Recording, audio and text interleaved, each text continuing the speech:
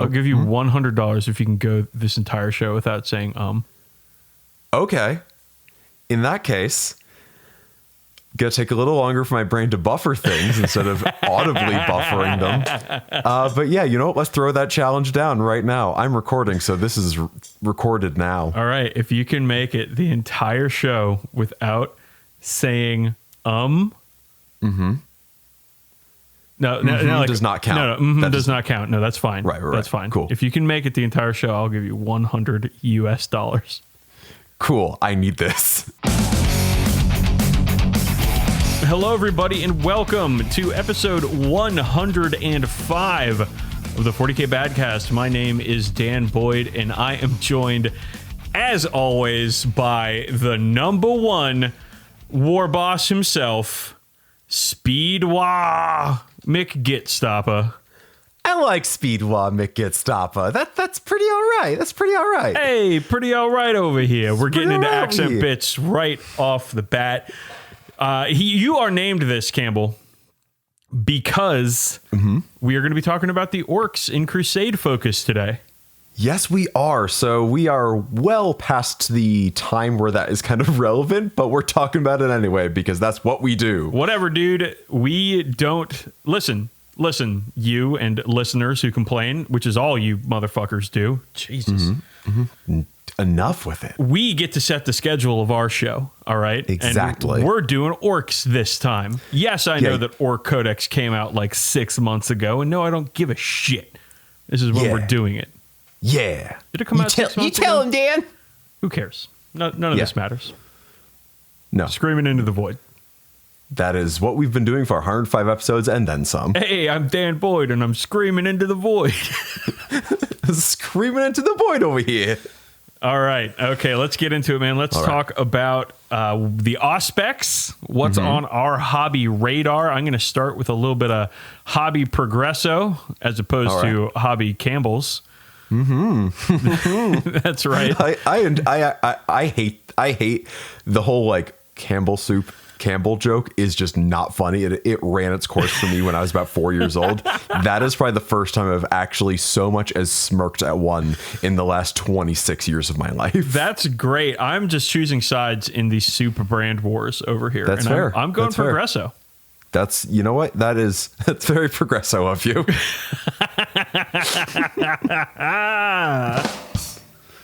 That's right. I remembered I have a soundboard this episode. This time. Okay, so I've done some hobby progress. I built and primed all of the star players available to Elven Kingdoms teams in Blood Bowl. How many is that?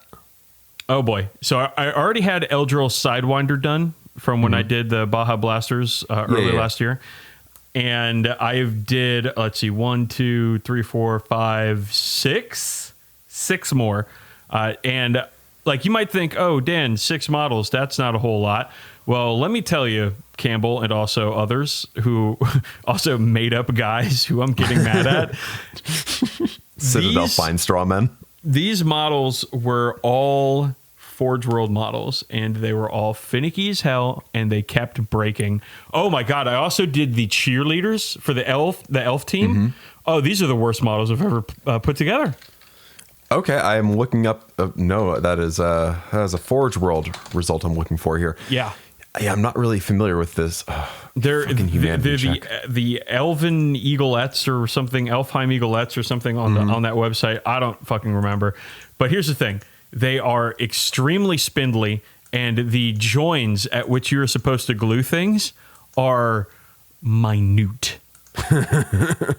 I believe that. It's awful. I can't tell you how many times I knocked off. They each have a pom-pom up and a pom-pom out, right? Like an L formation. If whatever, you can picture it. You're a human and you have a brain. Yep. The top one, it joins at like the elbow where they're like gauntlets end. Yeah. And it is a mind-bogglingly small join. And it's not like a peg join either. It's just two surfaces that are supposed to join up, and it is awful. It is truly the second worst time I've had putting together models from Forge World. The first being, of course, the Dreadnought Drop Pod, which, as all experienced Badcast listeners will know, you should never buy. No, you absolutely should not. There's a plastic one just waiting for you. I'm happy that you got them done, though, because I'm looking at these and I just think to myself, there's no fucking way you could ever possibly pin that joint. No, it's too small. It's far too small. So they're put together and primed along with the rest of the star players. And I've begun painting Willow Rosebark, who is the Dryad star player. Mm-hmm. So the cool thing about this one of the cool things about this new version of Blood Bowl is that they've kind of opened up the access to star players. Cool. Where instead of like each star player in their entry says they can play for this team and this team and this team, it says that they can play for Elven Kingdoms teams or Badlands Brawl teams or whatever. And then each team has a keyword based on that. Okay. So your halflings have the Halfling Thimble Cup keyword, right? And so any star player with a halfling thimble, this is difficult for me to say, halfling thimble cup fucking thing keyword, it can play for a halfling team. So what I did is I just took all the ones with the Elven Kingdoms and I slapped them together and primed them, because I'm playing Blood Bowl right now in a league, and if my team starts to get hammered and I lose a bunch of players, which is gonna happen because likely they're elves. I play elves, yeah. Then I will need some star player help. So what I'm trying to do is make it so I can do this. And Willow Rosebark is a Dryad. Generally, in the before times, she would be used only on wood elf teams, but now she's opened up to all elf teams. So got her in. She's actually a really good star player because she's not very expensive, and she has the Dauntless skill, meaning that she can go up against higher strength characters and still block them effectively. Nice. So got her going, and she's also a stand-in for the Sylvaneth army that I will never do. I'm actually having a lot of fun painting this model, using some colors that I'm not very familiar with, like these brownish greens, these more natural color greens. Never used these before, but I'm going for it. Doing some bark. I have no idea how I want to highlight this bark, but I'll fucking figure it out. All right. I was going to ask if they were being tied into the whole Mountain Dew Baja Blast sort of theme and how that would work. No. Okay. So yes and no. This character, no. I'm just going straight plant lady with kind of a cooler palette. So her Heartwood is going to be a Rakarth Flesh base and up to Pallid Witch Flesh with some, I think, just Agrax. Though I might do a little bit of purple wash in there, some Jerky Violet in there too, to make it kind of give it a little bit of a purpley cast, because I'm feeling purple in the highlights on the magic shit in this. So, and then for the bark, I started with, you guessed it, Dryad bark. And I have no idea where I'm going to go from that. If I'm going to wash it with Nuln Oil, if I'm going to wash it with Agrax, I'm not going to watch it with Jerky Violet, because that's what I usually do for dark skin, and I want her to be a little bit different than the dark skin models I've done. So I'm still wondering about that. And then I got all this green stuff on her too. She's got vines and thorns all over the place, and some roses as well. And I've done the roses in blue because she's got purple. She's got little impy dudes, like little fairy dudes, who are like magical around her, and I've done them in purple. And I'm going to do, she's got these like spirals and stuff. I'm going to highlight those in purple. Her eyes are going to be purple. And so I went with blue for the roses because I wanted a cooler color palette to play off the Heartwood and bark situation a little bit. And I think it's going to look good, but I will find out when the finished product is done. I'm stoked to see it. I'm looking at the Forge World model right now. I'm not super familiar with it, and it looks like a very fun sculpt to work a lot of good textures into. Yes, it is. So the other one that I'm very excited about for this is Zolcath the Zote, who is a more recent star player addition, who is a Zote, a large it's like if an alligator was a centaur.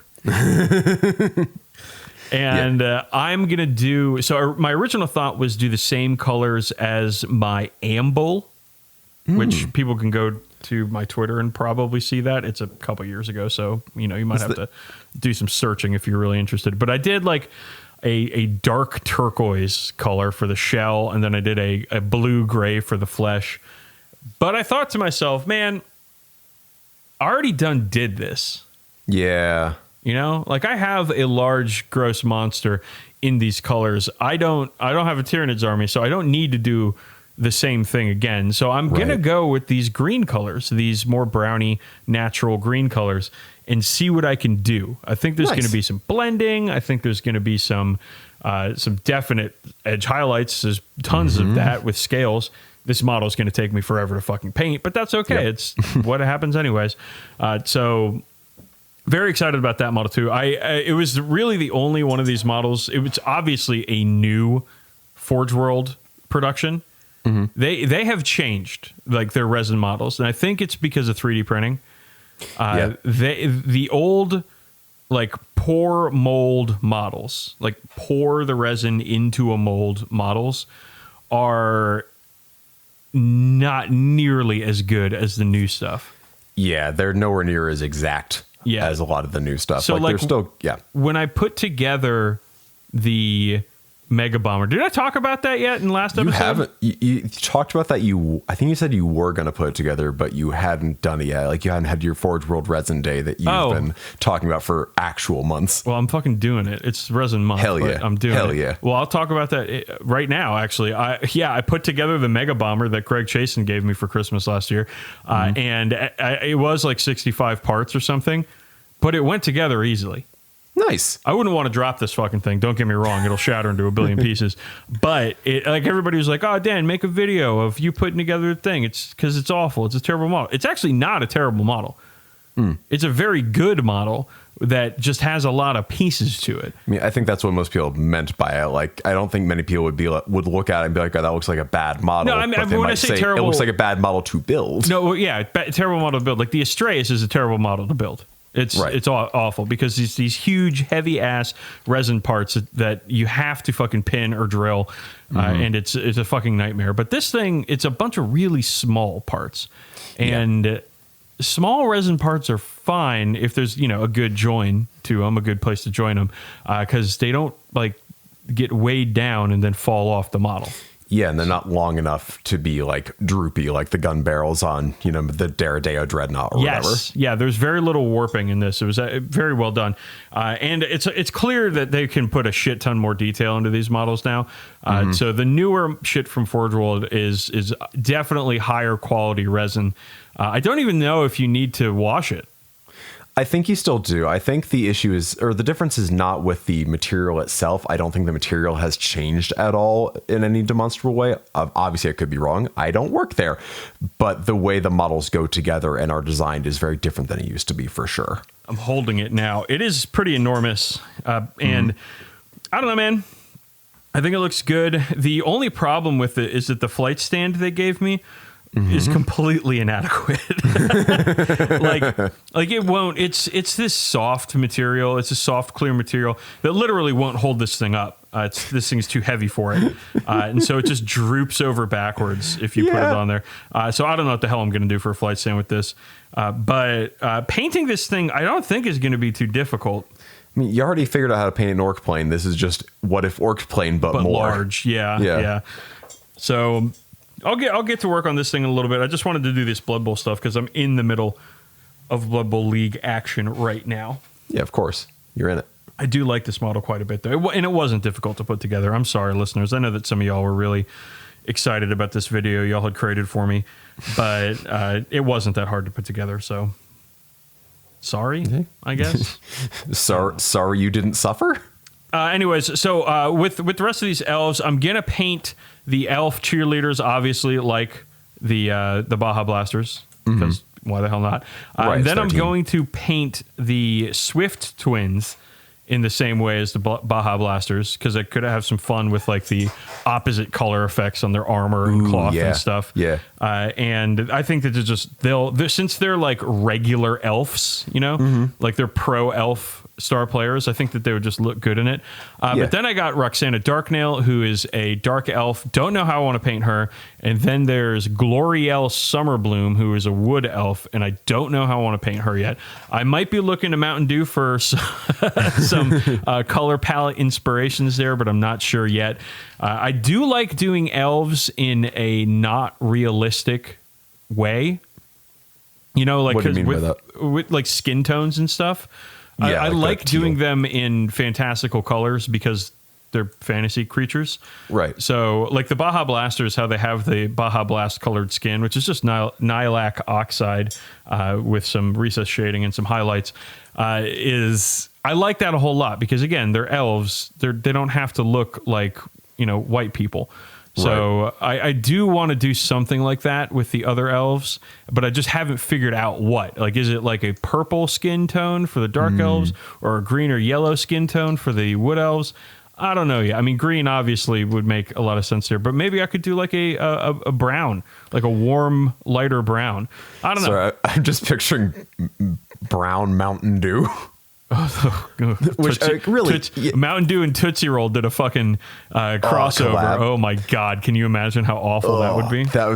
That's violence. I do see Flamin' Hot Mountain Dew though, which is definitely also a weaponized beverage. Yeah. It's available exclusively online at the Dew store. I'm doing way too much product placement for people who don't give us kickbacks. Doing. But yeah, fuck you, Baltimore.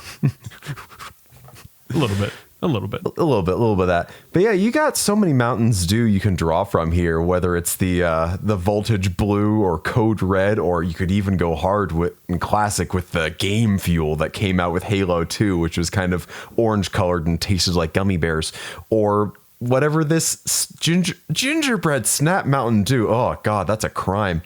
That's a food crime. Yeah, well, I'll figure something out. The world is your disgusting carbonated oyster is what I'm getting at. Delicious. Okay, Campbell, it's your turn to talk about hobby progress. Hit me, baby. One more time. Uncharacteristically brief one because I haven't finished the far too large unit I was batch painting that I was working on last time. Oh, boy. For those keeping track at home, that is a unit of 10 Primaris Crusaders and the Emperor's Champion. At first, I was like, oh, I'll just do all the basing together as a batch. Like, I built them all as a batch, prime them all as a batch, base them all as a batch. That makes sense.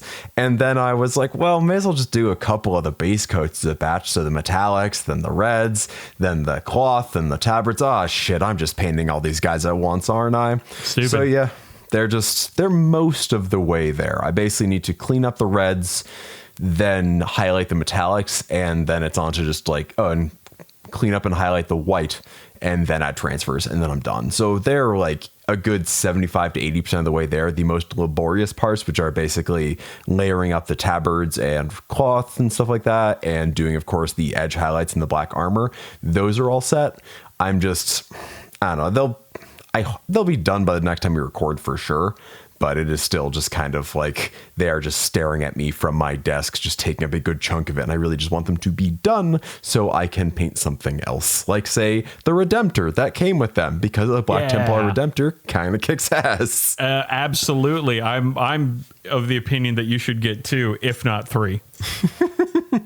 Well, it's not too late for me to give it to my Ultramarines, but I do want to be a Black Templar one because I think I'm going to be able to run a list with a Venerable, Contemptor, Redemptor, Ironclad, and I do have an old Dark Angels Dreadnought I painted in high school I could strip, so I could take one of each Dreadnought in the list. I think that's a great idea. I think that's a lot of fun. I can get a second Tech Marine while I'm at it. What are you, a fucking Iron Hands player all of a sudden?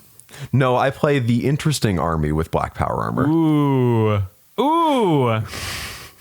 I didn't mean that for that to be fucking fired over here. I didn't mean for that to be a dig at Raven Guard. I did mean for it to be a dig at Iron Hands, though. Get at me. All right. I mean, good intentions and the highway to hell and all that. Mm-hmm. All right, Campbell, let's talk about games played. What about you? Have you played any games? Yeah, I got a pair of them in, both against my friend Cassidy. The first was the day after Halloween. I'm sorry. Mm-hmm. Who? Cassidy, the Irish vampire. Thank you. It was the day after Halloween. He was not dressed as a Dracula, so sorry to report that. But hey, yeah, Cassidy. Cassidy, come the fuck on. Yeah, live up to your name. That probably predates the Preacher comics because you're not a child, like a literal child. All right, so both games were him taking orcs, me bringing my small Templars. And his list in both of them are pretty similar. It was like Killrig, Beast Boss. In one, he had some Squig Hog Boys and Bikers. In the other, he just had Bikers. Some mech guns in the back. Commandos and Storm Boys just kind of do activities and hang out around the table. Yeah. And then a truck and battle wagon full of special boys, you know, Ludas, Burnas. That's a truck and battle wagon, not a truckin', TRUCKIN apostrophe battle wagon, right? Yeah, no, it is true. It is a truck and a wagon, although I can say his Beast Boss was born on a mountaintop, raised in a cave, fucking and trucking is all that he can. Raised in a crave. Damn, dude, you fucked the shit out of that one. Yeah, I am Mr. Magooing my way through this this fucking old joke. Any whomst. Ugh. My list was a big blob of 15 small Crusaders, Tactical Squad and a Rhino, Land Rear Crusader with Lightning Claw Terminators, Tactical Terminators dropping in, Apothecary, Tech Marine, Terminator Chaplain, Primaris Marshal, and then some Scout Bikes and a Land Speeder and a Venerable Dreadnought just kind of doing their thing. What vow did you take? Oh, in the first one, I took, I think, is it accepting a challenge no matter the odds that gives Campbell. you the auto wounds on sixes? Campbell. I should know this because I'm a Black Templars player. Campbell. You did it. Did I? Oh. Well, Dan, why don't you share with the class about how I just lost $100? I bet Campbell that he couldn't go the entire show without saying $100 on it, and he went about 25 minutes. That's including Brito. It's more like 20 minutes. For what it's worth, you did also ask me a question that I was not absolutely readily available to answer. Oh, so it's my fault. It is. Oh, of course it is. Okay, but do me a favor. Continue to not say I'll try my goddamned, but I can't make any guarantees now that I have nothing to gain from it. Aside from, I suppose, maybe a modicum of respect. I was trying to use the invisible hand of the market to influence your speech patterns. It's right. Capitalist Dan Boyd over here. Oh, fuck. I was going to say Dan makes $1, I make a dime. That's why I'm on company time. But we're actually split down the middle. So it's $1. It's 50 cents, 50 cents. I like it, though. I actually just did the saying, boss makes $1, I make a dime. That's why I poop on company time to Danielle for like the first time last night. She'd never heard it before. I love it. Oh, hey, wow. You know, that's the proof that even after you have lived with someone for years, married them and conceived a child with them, they still have so much to teach you. You know, that's how you got to keep it fresh. Yeah. You got to take old guy sayings. Yeah, top 10 ways to introduce old guy sayings into your love life. No. Large asterisk, not the racist ones. No. Big time asterisk there. Okay, you're telling me about your games versus Cassidy. What vows did you take? I'm very curious about this because last episode we talked about the new vow system for Black Templar. And to just remind players, Black Templar armies can pick a vow at the beginning of the battle that will give them certain bonuses through the battle. This is instead of the super doctrine system that works with Space Marines. So, Campbell, what did you go with? So in the first one, I took Suffer Not the Unclean to Live because I figured that with the orcs' high toughness all over the place, being able to auto wound on hit rolls of 6 in melee would be really huge. Of course, the drawback there is you have to charge things if they're not already engaged with something of yours. Yeah, which is a problem when you. When you're on an objective and he just puts something near your guys and they have to charge. Yeah, pretty much. I definitely had some like fire support squads be just kind of yeet themselves off of an objective they're holding so they could go punch somebody with their las cannon. Yep. And in the second game, which I'll get to the second game in a minute, after I go through the first game, I took Uphold the Honor of the Emperor because that 5-up Vuln sounded pretty damn nice, as did that little mini transhuman physiology. Absolutely. All right, so in the first game, he got first turn. And I was a little worried, but he basically just scratched the paint in my dreadnought, and I repaired that immediately. Nice. So he did no damage to me, really, but he did get his stuff into position. And he has a lot of small units that are able to do a lot of board control and like hide in a lot of objectives and hide in a lot of buildings and really hem me in right from the get-go. But on my first turn, I got to use the new Shock and Awe stratagem to drive my Lander Crusader up a full 12 inch, or I think it's 10 inches, and then have the assault Terminators inside with lightning claws jump out and then charge, which is extremely fucking cool. And of course, I used the Champion of the Feast stratagem on the Sergeant there, so he was like Terminators have 3 wounds, right? So he had like 4 wounds, like 7 lightning claw attacks. God. It was just like having a lieutenant with lightning claws hiding out in a squad. It was That's awesome. Stupid cool. Yeah. It is any stratagem that lets you kind of reproduce some of the mini RPG elements from Crusade like that is aces in my book, and I'm using it every game I use this army for like as long as this codex is current. Hell yeah. So yeah, they just ran in, they blended up some Storm Boys and Bikers, and then turn 2, he starts bringing in Squig Hogs, the Squig Boss, Death Dreads, and everything into into the center of the table, and he makes a bad call, and he fights first that turn before after all his chargers with I think a unit of Bikers that charge my Terminators. And the thing is, when you're hitting at Terminators and my dice are doing okay, you're just gonna bounce right the fuck off, and that is exactly what he did. Absolutely. So I got to use my Crusaders in the middle of the field and just chew into 4 different units, including like the Squig Boss, Squig Hogs, just Death Dreads. I think there were maybe some regular boys in there too. And then I used Vicious Riposte on them. So once he started killing them, I got to roll a die. On a 5-up, they just explode into a mortal wound.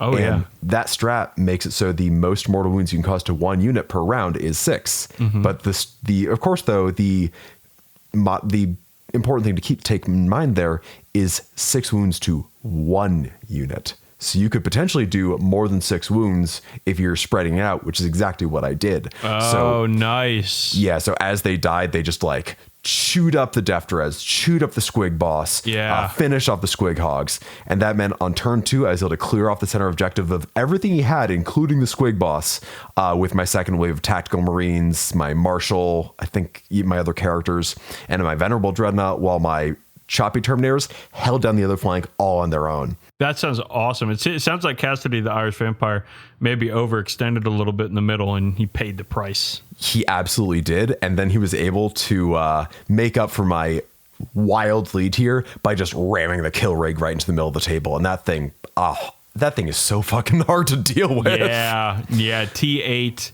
tons of wounds, Ramshackle, psychic powers, is an orc character, so it can fight on death. Ramshackle, it's a bear. It's one of the few units that has a credible threat in literally every phase of the game. Yeah. And I think that's one of the reasons it's so gnarly. It should not be toughness 8. It should be toughness 7. It's tougher than the battle wagon. Or maybe it should be 200 points instead of 175 or 180 or whatever it is. ¿Por qué no los dos? So, no, I will say I actually like seeing kill rigs on the table because as a Raven Guard player who in Tactical Doctrine gets +1 to hit and wound against characters, I see that big fat character that you can't hide, and I'm like, boys, that's some strength 9 plasma cannons hitting on 2s and wounding on 2s, and they got rerolls. Oh, you know what? It could have happened to a nicer vehicle. Yeah, right. So players out there, orc players out there, come play me. 1v1 me and Cage bring match. kill rigs, and I will feast upon them. Fantastic. I think the cool thing also with the kill rig is like if there's one of them, it's kind of like, oh, that's a nasty unit. It's when you have armies that are kind of spamming that sort of thing, it becomes a real problem. Give me fucking 3 kill rigs, man. I don't give a shit. All right. So here's where things started to go bad, obviously, because kill rigs are really nasty. Yes. And I was able to focus everything in the middle down. He was able to start taking out my options to actually deal with it, like my Dreadnought, like my single fucking las cannon. My Land Raider was nowhere near it, but it's also a Crusader, so it's not really great at shooting that thing anyway. So he started to wear down my Terminators because even a 4-wound Terminator doesn't like it when a Mega Armored War Boss runs in there with Head Wappa's Kill Choppa. Yeah. Yeah, so I also had my tactical squad that was stuck. The kill rig Tokyo drifted into them after it like killed a unit and consolidated into them. And I made the bad call of not falling back with that tac squad because I wanted to score points in Oath of Moment.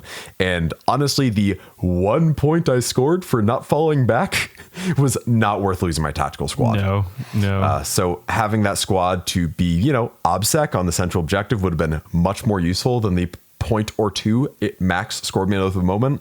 So that was a bad call. I also forgot my tactical terminis until like turn 4. So while I was to drop them and start clearing out his backfield a bit of his like mega guns and all that stuff, by that point it was kind of too late to really have them affect the game much because the mega guns had already done their work by damaging or destroying my vehicles. Yeah. So basically, I came out real strong. I petered off. He started off weak and ended strong. And it ended at a nail biter of a 71-81 defeat for me. Ooh, nice scores there. That is about as close as I've had a 9th edition game go.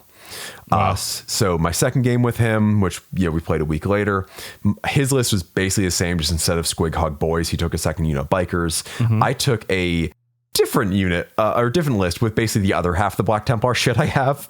So I took my Contemptor Dread in there too, Storm Raven full of Vanguard veterans, a pair of big Crusader squads, Devastators, and then just like Lieutenant or Castellan rather, Tech Marine, Apothecary, like typical sort of ball of characters, and a Terminator Chaplain to drop with the Van Vets and the Storm Raven. And this time, I got first turn and squandered it. I did fuck all damage, but also got no board control, which is what he was able to do. And my army I had this idea in my head where I'm like, okay, I'm going to have the 2 big Crusader squads, got a Castellan with a Crusader's helm in the middle, given the 9-inch wound reroll. Dreadnought's going to roll up with them so they can do the Wisdom of the Ancients to give the 1 to hit reroll, and Apothecary and Tech Marine. So I can just, keep the wounds up, keep the vehicles up, and I got this nice little death ball. And what do you know, turn 1, I immediately split it in half. And Campbell. So that meant the left side of my army was just like this kind of weak, unsupported hunk, and the right side was this traffic jam where basically my forcibly disembarked tactical squad and their formerly alive Rhino, Contemptor, Castellan, 15-man Crusader squad, and Apothecary were just jumbled together, all just slightly too far away to adequately support each other or give like aura abilities. And it was bad, man. It was bad because I started off with bad tactics, and then that got supplemented with really dog shit dice. Oh no! Because like he has his bikers shoot my Crusaders. I'm like, okay, I've got 7-3 up saves to make, all 1s and 2s. What do you know? They're out of range of the Apothecary. That's 3.5 dead Marines, and that sets the precedent for where things go. Yeah. He wisely ignores my Storm Raven because every round that thing fires, it basically has 6 high quality anti-tank shots. I miss 3 of them and fail to wound with 1 or 2 of them. Because Storm Ravens don't really get to benefit from any sort of rerolls. So it's just kind of like flying around missing everything. Of course, the Storm Raven ended up dumping my Van Vets and Chaplain over unsupported in an attempt to kind of like cut deep into his line. Like the Van Vets and Chaplain charge a unit of Storm Boys and Bikers and kill 2 Storm Boys and then are all massacred in return. Like my forces just die out. I did get to kill his kill rig with my Venerable Dreadnought, which is cool. He just like zapped with the las cannon, the flamer, charged in and punched it to death over 2 turns. And he was able to get me a few Oath of Moment points for hanging out in the middle of the board for a while. And I was like, oh, this dude's my MVP. Well, we're basically at the end of the game. So let me just, fight these 2 orcs, roll 5 dice, hitting on 2s, wound on 2s. Missed 3 of them, failed to wound with the 2 that hit. And like when I missed with 3 of them, I pick up with the 2 dice and go, I guarantee I'm going to roll 1s on these. And by gum, I was correct. And that was nowhere near as close, but I still put up a valiant effort with the game ending on turn 5 with me down 60-90. So I won't blame my dice entirely here. I did not play very well, but this was a game where I rerolled no fewer than 8 1s into 1s using command rerolls. That is amazing. Reminds me of my last Blood Bowl game. Yep. Wow. Yeah, so I didn't stick to the plan. My dice were butt garbage, and I'm starting to think that putting chaplains in transports is not worth it.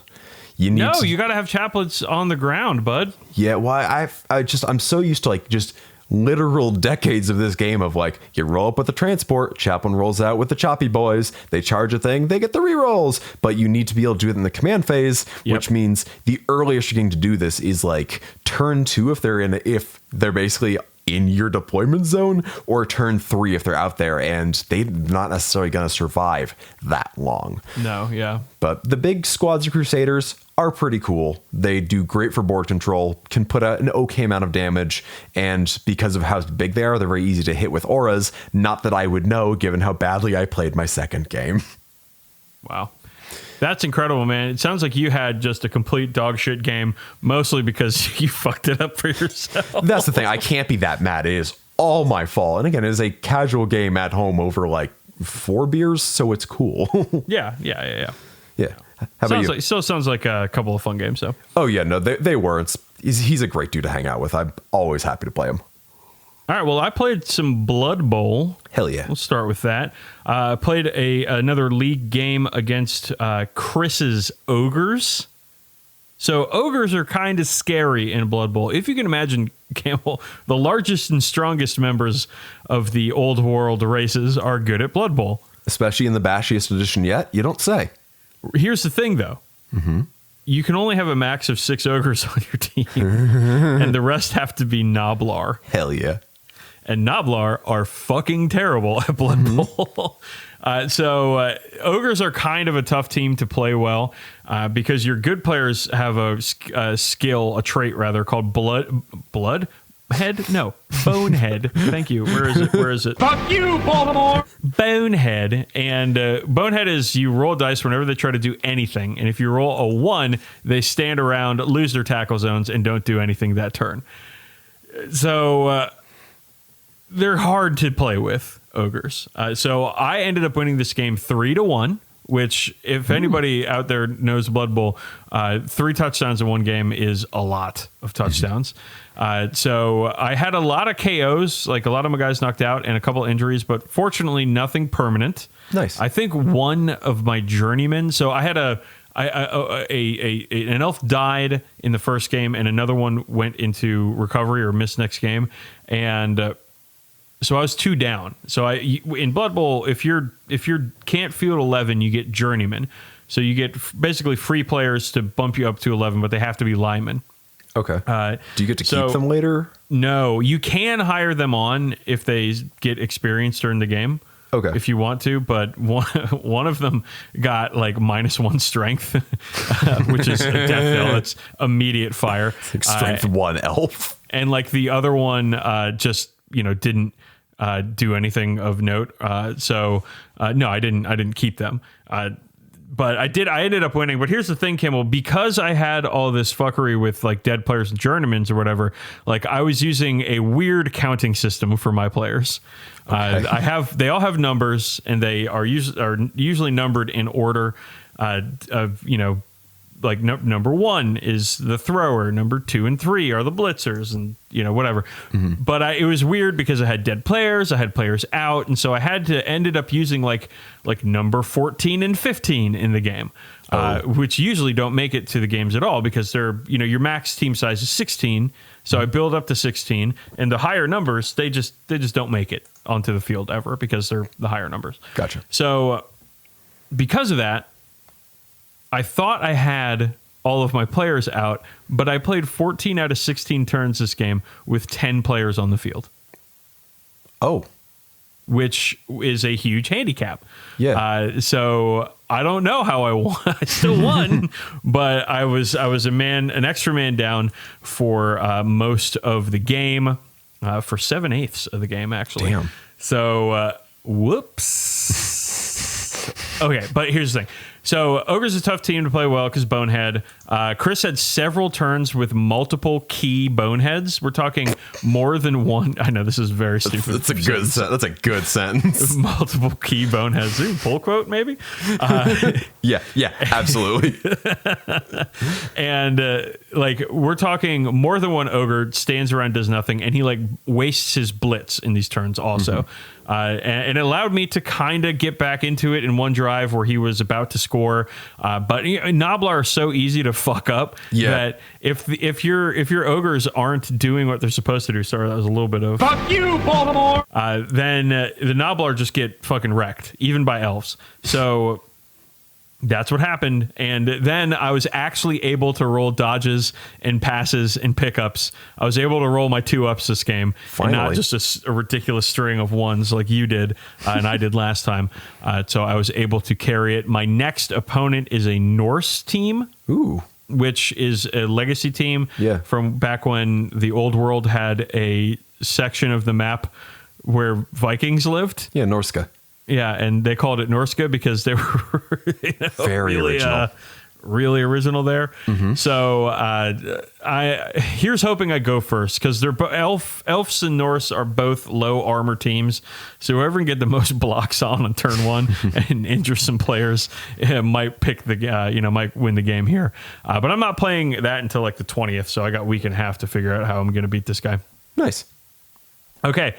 My second group of games, well, I went and did a thing, Campbell. Oh, you did. And I am very happy you got to do so.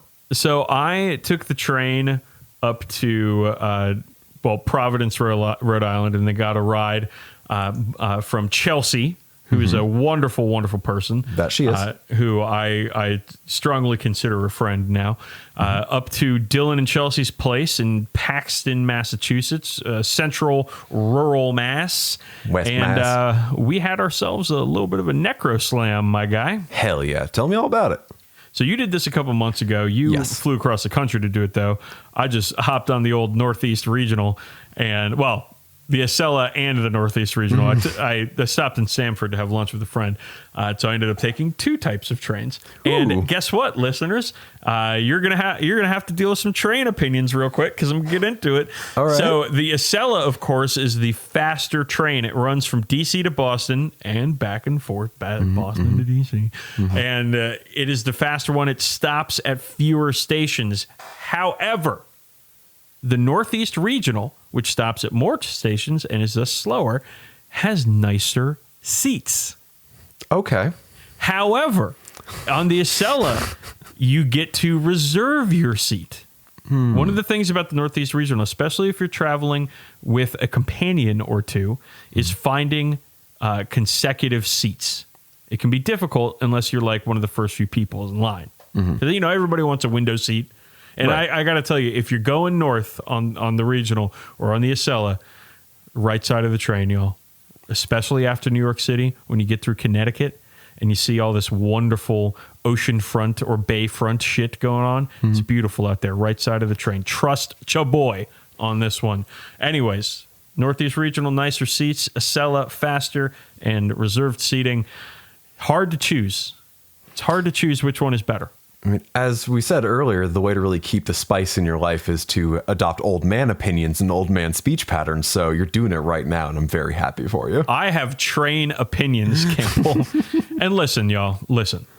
Before you dismiss my train opinions, live somewhere where that you can get to other places on the Northeast Regional because it kicks fucking ass. All right, it is really nice. The fact that within 6 hours I can be in Boston. Is not 6 hours, about 7 hours. I can be in Boston is amazing, and I can do it, and I can hit every major city on the East Coast on the way. Get the fuck out of here! That's fantastic. Oh yeah, train travel, baby. No, it's a good way to go. That being said, I flew back.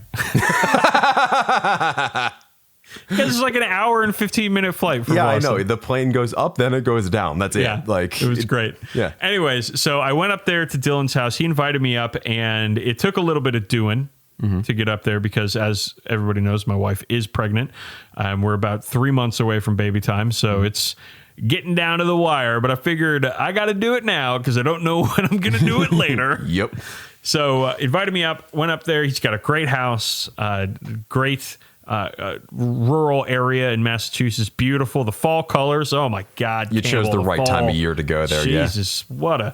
What a trip. It was cold as fuck the first night. I'll tell you that, but still beautiful up there. So we went and I got 4 games in, not just against Dylan, because he invited Cody and Fowler over for 4-person Necro Slam. Hell yeah.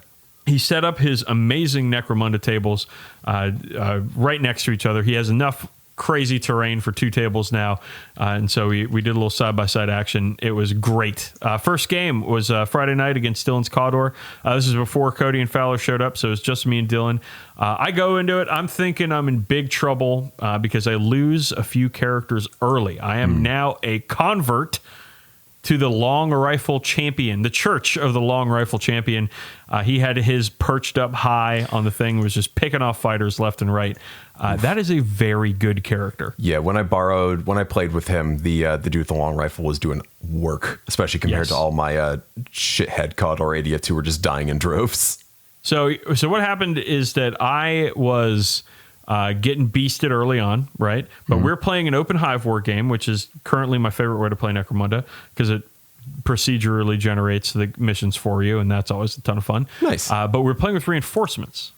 So reinforcements come on anywhere that's 6 inches within 6 inches of board edge and more than 6 inches away from enemy fighters.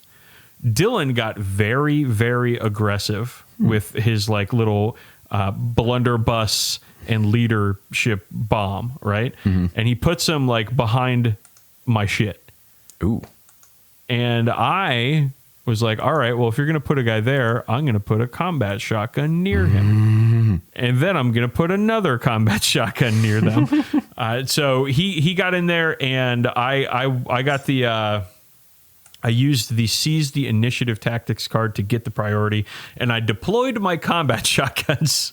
And unfortunately, that kind of ruined his plan. Though it did take 3 combat shotgun blasts to the face for his leader before his leader went out of action. But very fun game. I did end up winning, but it could have gone either way, especially at the beginning because he was busting it out. Nice. As we say. All right, next morning, wake up, have breakfast. Fowler and Cody show up, and we get some games. In the first game of Saturday, I play against Cody's Delac, and I get my ass kicked. I totally underestimated how good webguns are. I know how good webguns are. I'm aware of it. I just fucking forgot how good they are. Cody's also very good at using them.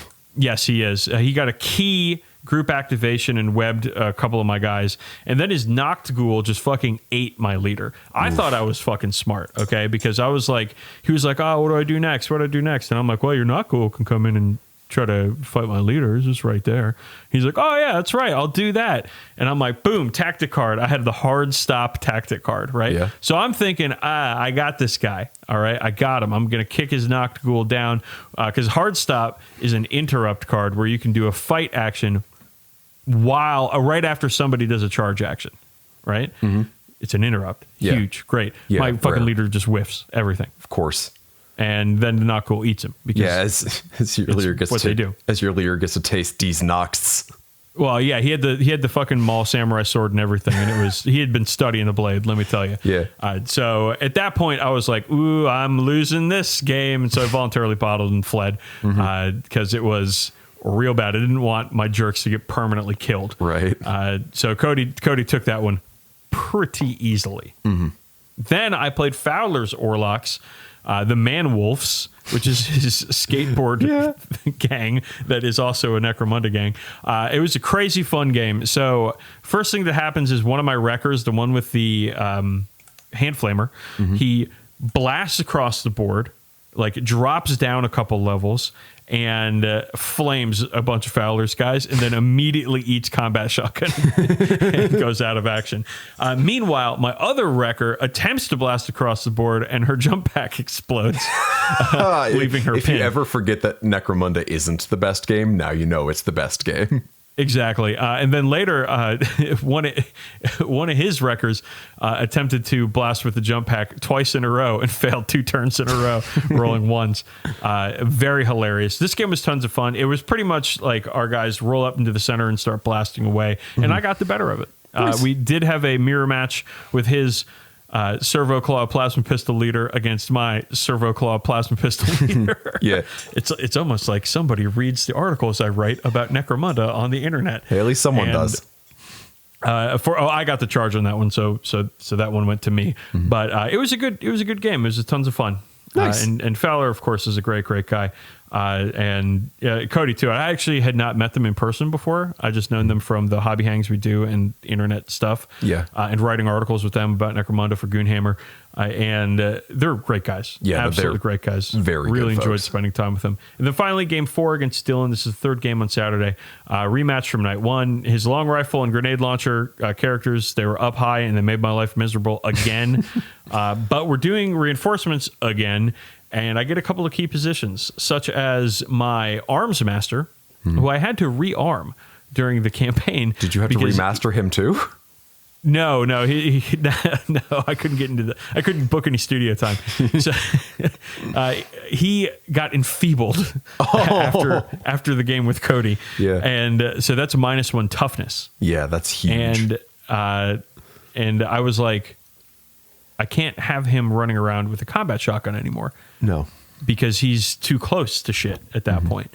And he's going to get fucking murked. He's a toughness 2 fucking champion at this point. He's got to stay away. So I bought him a long rifle from the trading post. And I was like, all right, you're just going to hang back. And so I used him as a reinforcement. I was able to, deploy him to counter snipe against Dylan. Which worked off, though I did have a dude fall like 15 inches off of a gantry and splat on the ground. Kicks ass. Poor McMuffin. We hardly knew you. So the only bad thing to come out of this game is that McChicken, my shotgun ganger, my regular shotgun ganger, he died as a result of this battle. He got critically injured, and I took him to the dock and rolled a fucking 1 after I paid my 70 credits to fix him. A foul fate has befallen McChicken for sure. So McChicken bit it, and that was too bad. But it was still a great game. At one point though, Dylan's champ, his long rifle champ, just could not reload. Like 2 turns of double reloads. And it's a 4-up too. You think you could make it in 4 tries? Nope, failed for 2 turns. Hate to see it. No, Campbell. You love to see it. You do. Anyways, love to see it. I won, but it was another great game with Dylan. And what a fantastic time. And what a great host that guy is, huh? The consummate host, seriously. He cooked dinner both nights, delicious both times. It was just an incredible time, and I yearn to do it again someday. Hopefully next time you do, I'll be there too. Wouldn't that be great? Yeah. All right. Let's move on to new stuff. Okay, there's a bunch of stuff here, so I'm going to blast through it, Campbell. If you got something to say, just jump in and say it, but I'm going to blast. All right. All right, first off, we got 40k themed scented candles. This feels like a bit, but it's not, so we're going to do a bit about it on the show. Yeah, it feels like a bit. It will be a bit later. More on that later. So this is next group of stuff has come from the Warhammer Day online preview. First off, let's start with 40k. We got a new battle box, Shadow Throne, with Gene Stealers versus Custodes. We got 2 new characters, the Blade Champion for Custodes and the Reductus Saboteur, who is a named character, at least in this box, Mercia Thrake for Gene Stealer cults. Man, that is a lot of fucking words, dude. There's a lot of proper nouns. All about those proper nouns. I don't like it. I like the model, though. The Blade Champion model, I do like. The Reductus Saboteur is a little static, in my opinion. Yeah, but she's a person holding like a detonator. She's not really running out there throwing demo charges, and she's got that cool Two-Face burned face thing going on. Nah, I think she's cool. I think she's okay. I do like the Blade Champion. It's actually the first real Custodes model that I've enjoyed ever. It's one of the Custodes models I enjoy more than most. I like them all right, yeah. I think Custodes models are pretty boring and terrible generally, but this one is good. I like it. Yeah, I like him too. I like his pants. We're getting new codices for Gene Stealers and Custodes coming soon. I am sure they will both be very annoying in different ways. That is what they do. Yeah. We get some Nurgle shit for Age of Sigmar. Man, I don't care about this. It's the Rotbringer Sorcerer. It's a cool throwback to the old Warhammer Fantasy Battle Nurgle Sorcerer. But he still has his own identity. Not my thing. I like seeing the throwback. The Nurgle shit starts to run together after a while. I mean, yeah, that's one of the symptoms I imagine of Nurgle's rot is all your shit running together. The the runs. But Gross. this time it's your skin. All right, next up we get Dungeon Bowl coming back.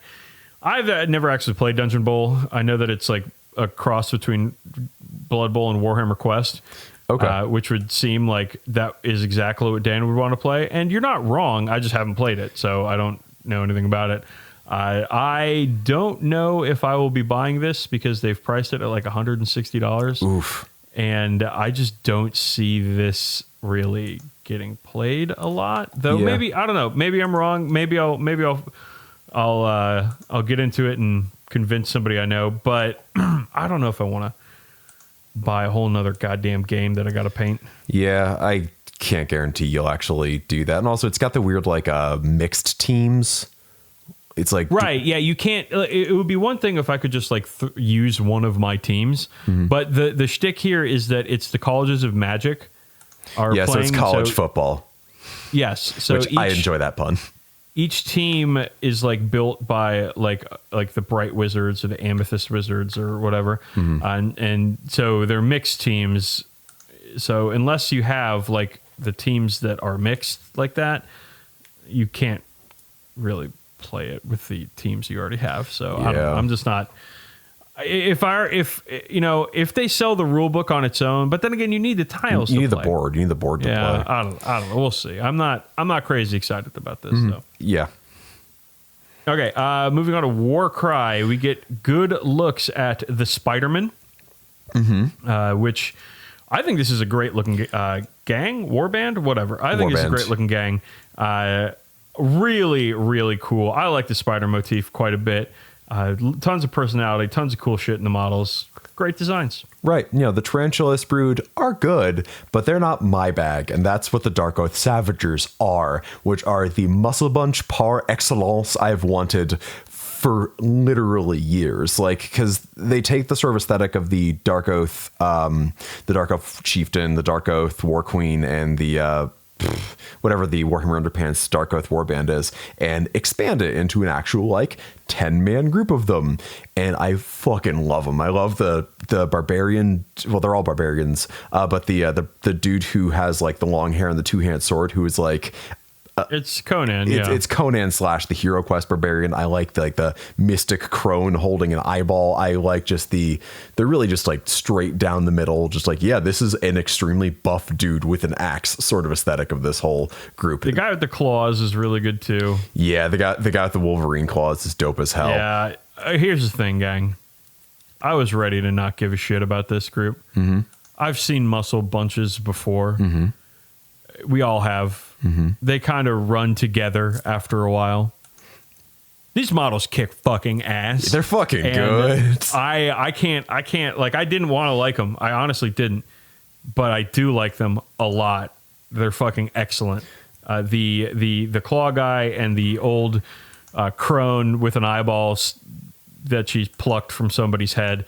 I mean, this is just awesome. Yeah. I'm thrilled about these models that I will never own or paint or play with. I intend to get them hopefully once they have their own standalone box set sort of thing, like especially if they do the 20-man box set sort of thing, so I can just add them to my Daves to Darkness. I'm still waiting for them to do that for the Spire Tyrants, so I can have them in there, because I'm liking the idea more and more of just like the rallying the tribes, having like a big blob of each kind of shit-eating cultist and just running them all over the place. But yeah, these models are so my bag.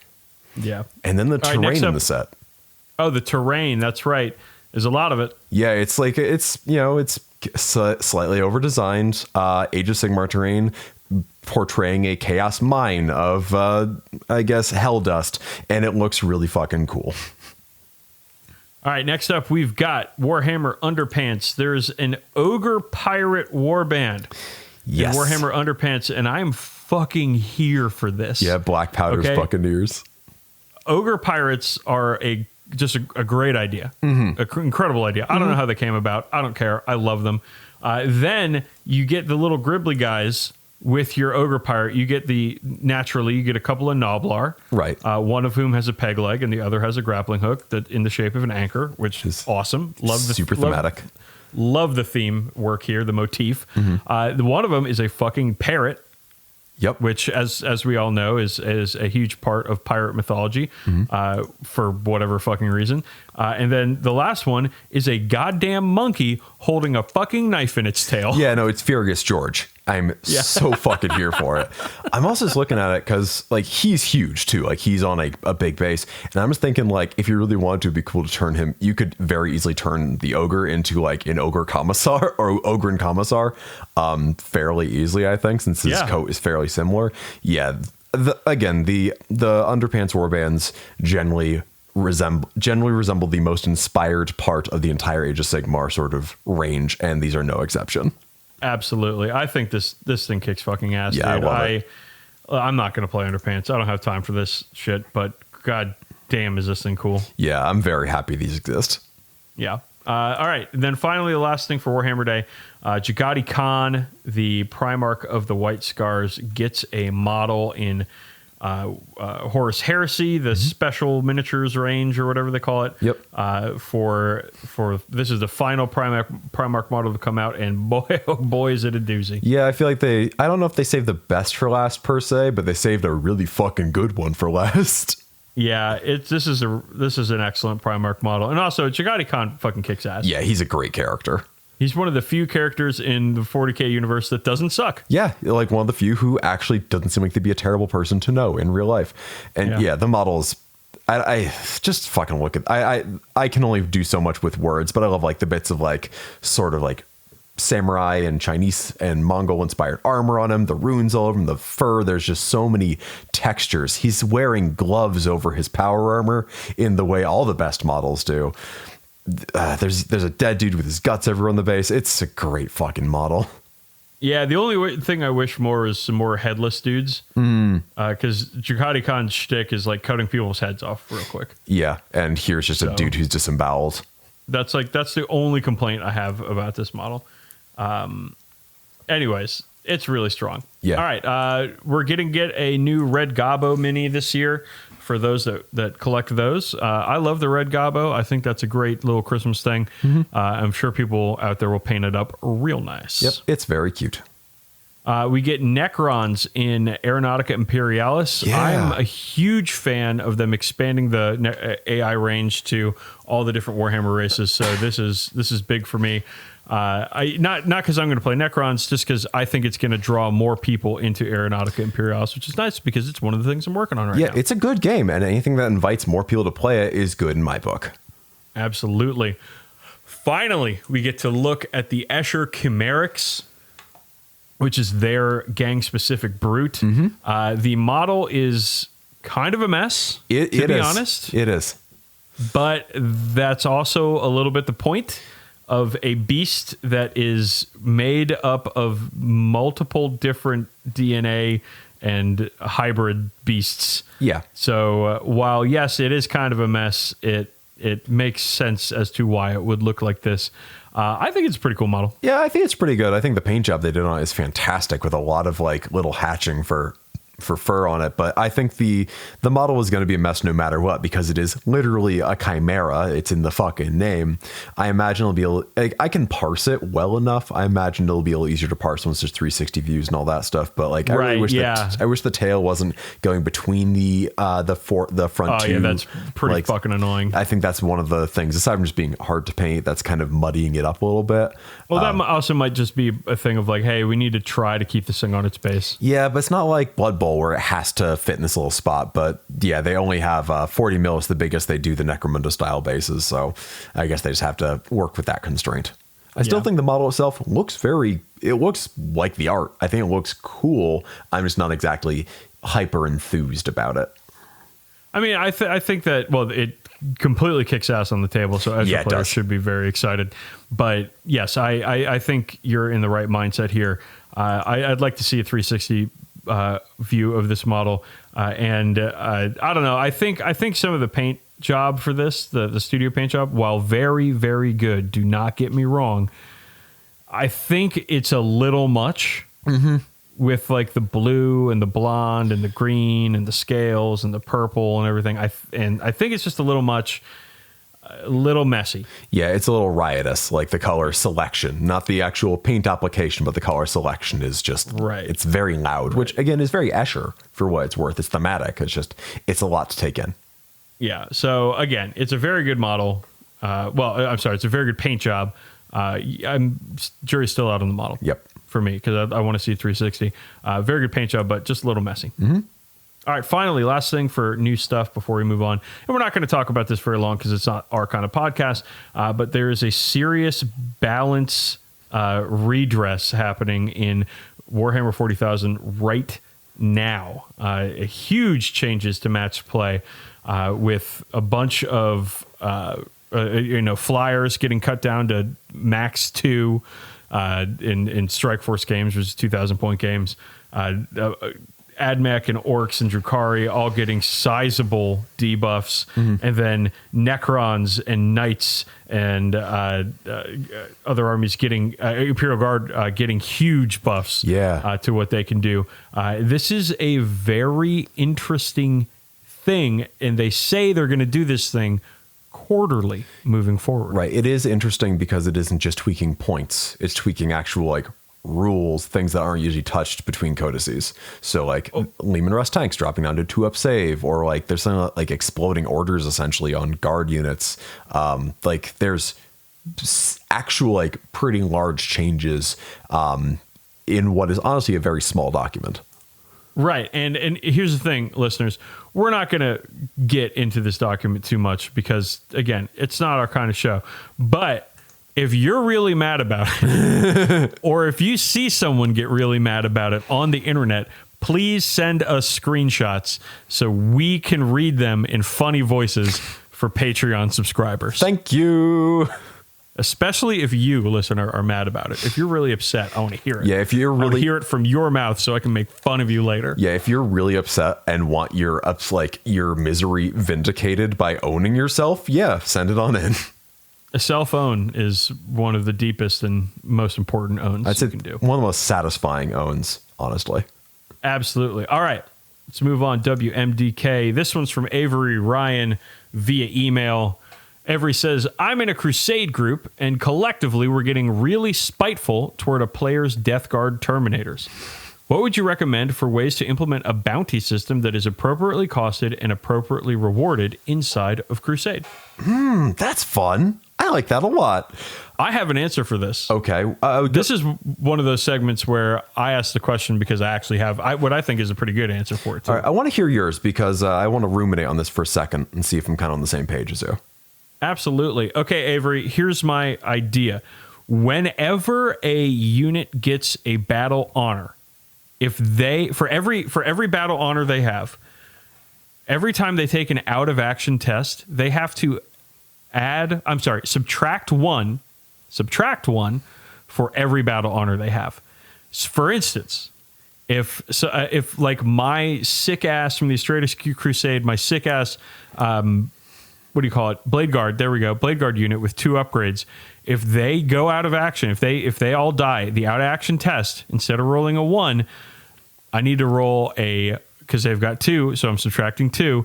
A 1, 2, or 3 will get me a battle scar moving forward. Oh. So the better a unit gets, the more difficult it is for them to replace their fighters, for them to keep in the abstract idea of a campaign, a Warhammer campaign, where units are dying all the time and stuff, and people are getting shifted to different units or whatever. Units that have been working together a long time, they become a little glass cannon-y because as they get better, they get winnowed down into a hard core of fighters or whatever, and they lose some effectiveness if they all go out of action.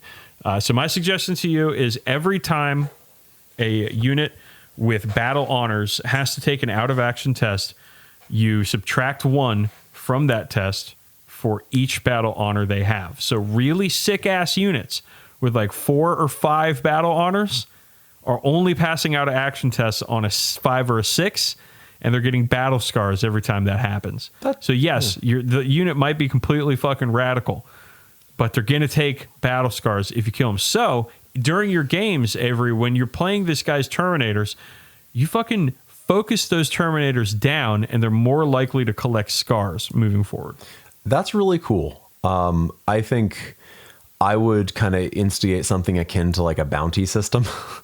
Like I've seen a lot of times in, arbitrary campaigns like Necromunda or Blood Bowl where it's like, oh yeah, this guy, he's got to go down. And anyone who takes them out gets, a bunch of credits from a pool of players contributing. So I would say you could do that with like a pool of requisition points goes to the person who takes them out. You could also have it so the unit that destroys that unit automatically gets marked for greatness. And you could even have that be a crusade-wide thing where it's like the unit with the most crusade points or whatever, is like the high-value target. So anyone who takes them out gets a marked for greatness on that unit. Like an extra one. Yeah, like an extra one, I mean, yeah. Yeah, that's a great idea. And then, of course, also when it comes to actually playing on the tabletop, a unit of Death Guard Terminators with scythes, you can usually just kind of ignore them. Like, yeah, you just run away from them. They're super slow. Yeah, so don't beat your head against that particular wall if you can help it. Right. All right, those are two good suggestions there. Experience bonuses for taking out this unit or making battle-hardened units easier to gain battle scars during the course of a campaign. Mm-hmm. I love it. I'm into it. All right. Okay, let's move on to a Badcast patented Campbell's prepared pun segment. Yeah. Because the fucking ad wizards over at Games Workshop came up with scented candles, 40k themed scented candles. We're going to talk about what if the Primarchs were scented candles. Right. So, yeah, as we said, it seemed like a bit, but it is a bit for real now. So I tried to strike a balance with mine between ones that might actually smell good and ones that would be punishment candles. I took the traitors and gave Dan over to the loyalists. I just want to, before we start, I'm going to draw a large P in the air with my forefinger here. Okay. As umpires do to signal the official score in a baseball game that the rest of this game is being played under protest. I hate this segment and I don't want to do it. Well, so, you get to go first because we're going in Legion order, so you get to start. All right. I guess I have to start with Lionel Johnson. Yes. Oh man. Is there a scent of loser? Like I don't know, like okay, a scent of loser. All right, like definitely stale cigarettes. Stale cigarettes and sugar-free Red Bull. Hell yeah. Hell yeah. That's what I think Lionel Johnson should smell like. What I think Lionel Johnson would smell like, however, I would say like leather, oiled leather, and pages. Like because he's like a knight guy, right? And so he's probably got like a elaborately tooled leather belt and scabbard situation. And the Dark Angels, they always have books around. Yeah. Or like little weirdo dudes carrying books around. Right. So yes. So for the joke candle, cigarette butts and sugar-free Red Bull, and for the non-joke candle, oiled leather and book pages. Gotcha. Well, I didn't. Which actually sounds kind of nice. Yeah, to be honest, that is basically what I bring up later. The thing is, like, we don't need to do a joke and a real one every time, but let's do it when we can. Well, I mean that one, like, he's a loser. He's fucking Dark Angel's a loser, right? And Dark Angel fans, don't fucking at me. Jesus Christ, don't at me. Next person who ats me in our fucking Discord, I'm banning. Don't even care about what. Next person that does it is getting the fucking boot. I don't care. I'm going to at you the moment we're done recording and you can do nothing. Yeah, well, I'm just going to redirect my anger onto the listeners. Like you usually do. All right, so I get my first one here is Fulgrim, and his candle would be called Pear of Anguish. Which smells like pears, musk, and just a little bit of jism. Yeah, I was going to say lube. Well, that was the thing is like, at first I was like, oh, I could probably do one of those like soporific musk sort of things. And like, oh, that actually is the Slanesh candle you can purchase from Merchoid or whatever. So I'm like, okay, let's go a bit further here and really dig deep, much like the Pear of Anguish in Fulgrim's butt. Oh boy, poor Fulgrim. Poor Fulgrim. He I don't want to say you hate to see it, but you hate to see it. Oh, no, you do. You most certainly do. All right. My next. You got next one too. Yeah, bud. I know, which is Perturabo, which here's my loser dude one, which is the Medrin Garden level apartment. I was gonna say for Perturabo, you get like a Saturday afternoon game store funk. Well, I mean, I feel like this would be one of those dude candles that smells kind of like a machine shop, but I think also with a bit of that like scent of old gym sock. No, I'm like Perturabo is like he's a canonical gamer. Yeah, no, he actually is a canonical Warham. So yeah, he would Right. smell. He would smell like he would require multiple ports. Popular game store on a Saturday afternoon. Yeah, no, I imagine Fucking Perturabo. You know that smell. Oh, I do. I've even been in unpopular game stores such as Pandemonium Books and Games in Cambridge, Massachusetts, that have that smell forever and never won't. Fuck that place. Fuck that place. I know Fowler's doing his best to rehabilitate it. I hope it works out. Good luck, Fowler. Yeah, you got a lot of work ahead of you. Shine on, you crazy diamond. All right, so let's move on to Jagati Khan. Yeah. All right, we just talk about him. Love Jagati Khan. Here's the thing. Jagati Khan and his friends from Chogoris, they're horse people. All right, and a Jagati Khan candle is going to smell like a horse. All right, Yeah. it's just going to smell like fucking a little bit of dung. The general horse smell. And, maybe a little bit of horse piss in there, too. I don't know if you've ever been around horses, Campbell. I've been around many. But when them motherfuckers take a piss, it is a fucking sensory experience. Yeah, no, it's an audiovisual olfactory sort of experience, and hopefully those are the only senses being engaged. Jagati Khan, original horse girl, we got it. Absolutely. All right, next up is Lehman Russ, who, I mean, Lehman Russ smells like stale beer, and oh man, I was about to get real gross, but I'm actually not. No, do I'm it. not going to get real gross. Just do it. No, I'm not going to. I can't get that gross. Okay. It's bad. Okay. It's stale beer and wet dog. Yeah, Which is a horrible combination. yeah, no, it sounds like my neighbors. You like your current neighbors? Yeah, I hate them. Oh, that sucks. Yeah, that they would leave like kegs of beer just baking in the sun for weeks. What? But why? I never asked. Stale beer and wet dog. Yeah, potent. I know a lot of dudes that smell like that in real life, though. I've known I more. don't like the dog smell. I know, like, listeners, you love your fucking dogs or whatever. I don't like the dog smell. You can like something without liking everything about it. I guess so. I'm sure there's people out there that would disagree with that. I'm sure there are. I don't want to hear from them. I always want to wash my hands after I touch a dog. Same. Actually, yeah. I don't want the fucking dog smell on my hands. Then I got touch things and then they smell like dogs and this. Yeah, no. No thanks. Nah. I love dogs. Don't get me wrong. Just don't like the dog smell. Yeah. I'm gonna get fucking so many ats about that. How Jesus dare you Christ. don't off my Pomeranian? Oh God! All right. Next up, Rogel Dorn. Okay, Rogel Dorn smells like a DMV. Okay, but not just any DMV. We're talking DMV on a Saturday morning at like 9. Okay, like you got there and you were not prepared. You fucked up. All right, you were not in line to go to the DMV at fucking 6:30 a.m. Okay, so there's 900 people there, and several of them brought lunch. They're fortifying their position in line. Yes, we're talking just the crush of humanity and cheap floor cleaner. Yeah. Yeah, it is Dorn Yellow Pledge. Yeah, that's Rogel Dorn. Fantastic.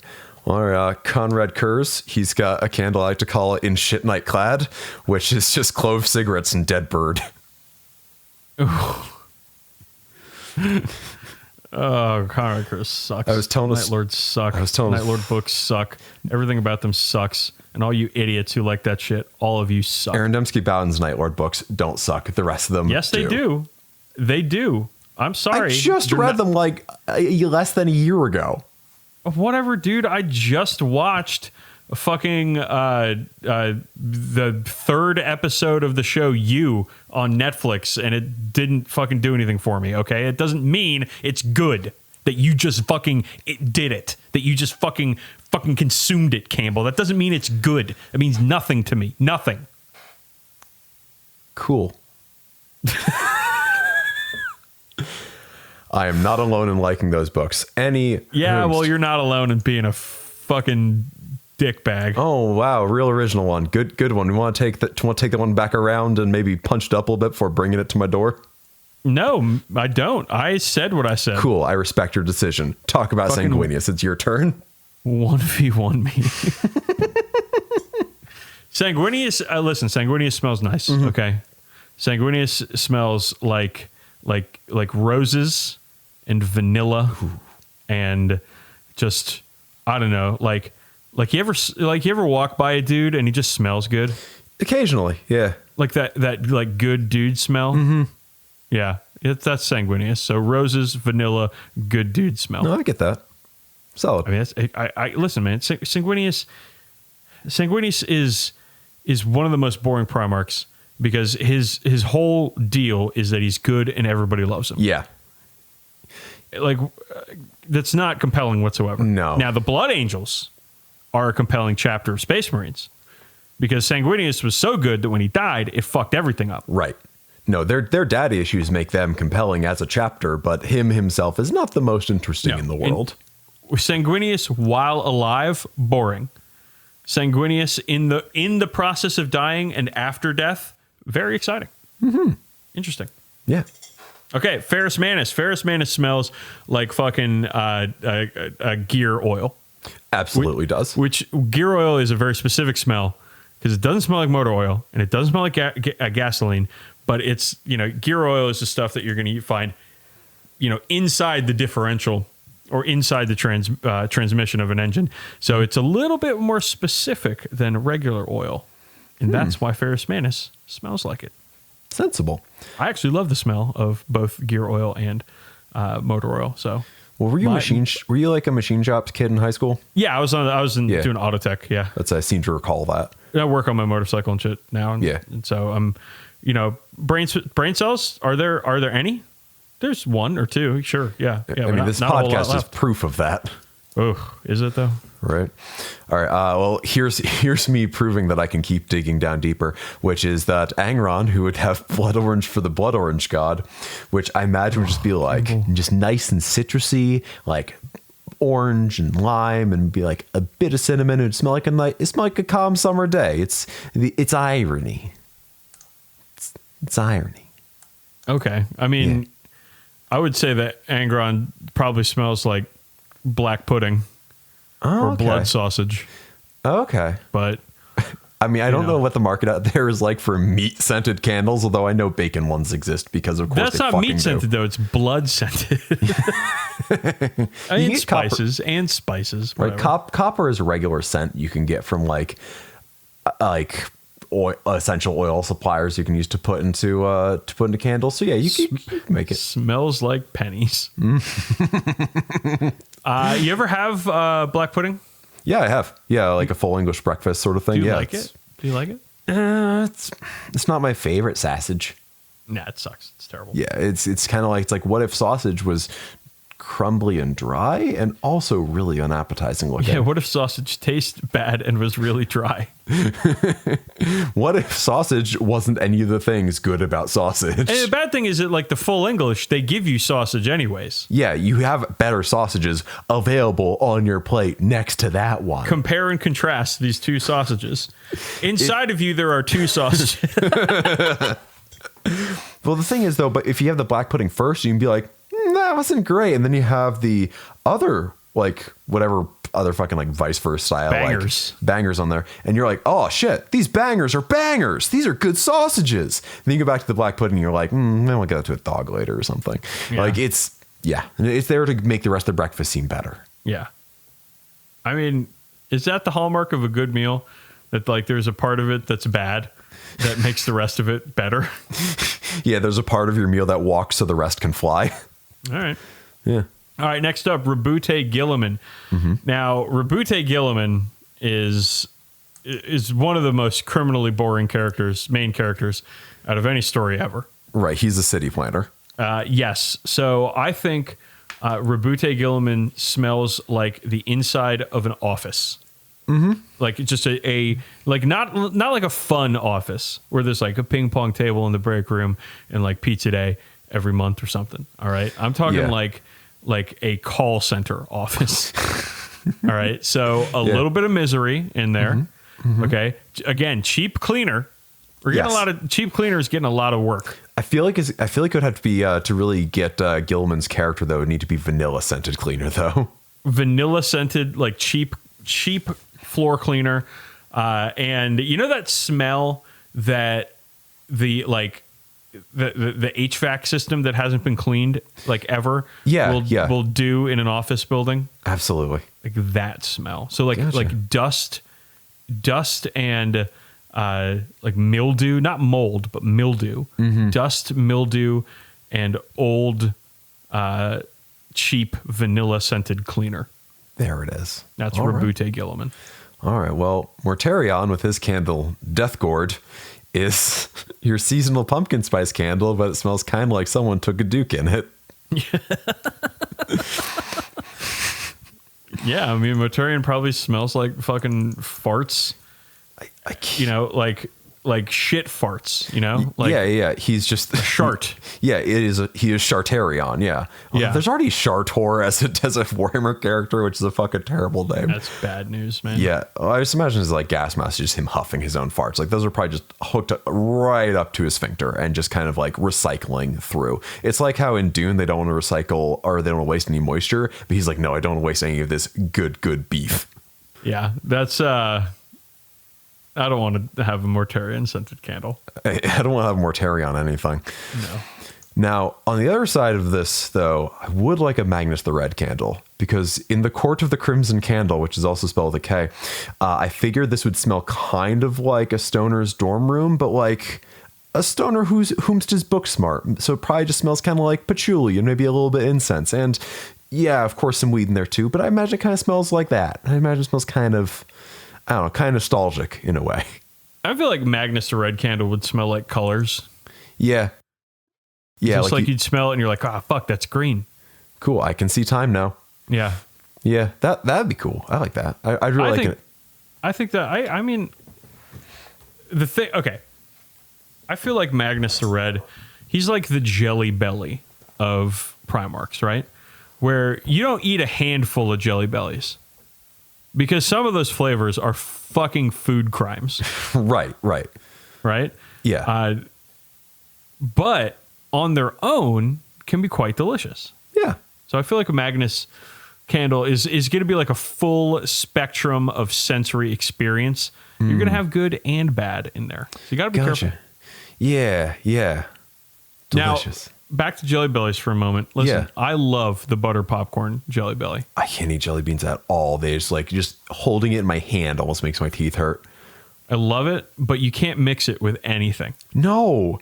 Yeah, you really want to grab the buttered popcorn and the like wild berry cherry and just imagine the combination of fake buttered popcorn flavor and bubble gum. Oh, do you remember on the back of the box of Jelly Bellies, it'd have this little thing where it's like, you can make these fun flavor combinations. And it's like ice cream sundae is like vanilla, cherry, and butterscotch or something like that. Yeah. Yeah. And they would just get like increasingly unhinged the more of them there are. It's like, really? But Bananas Foster, you think so?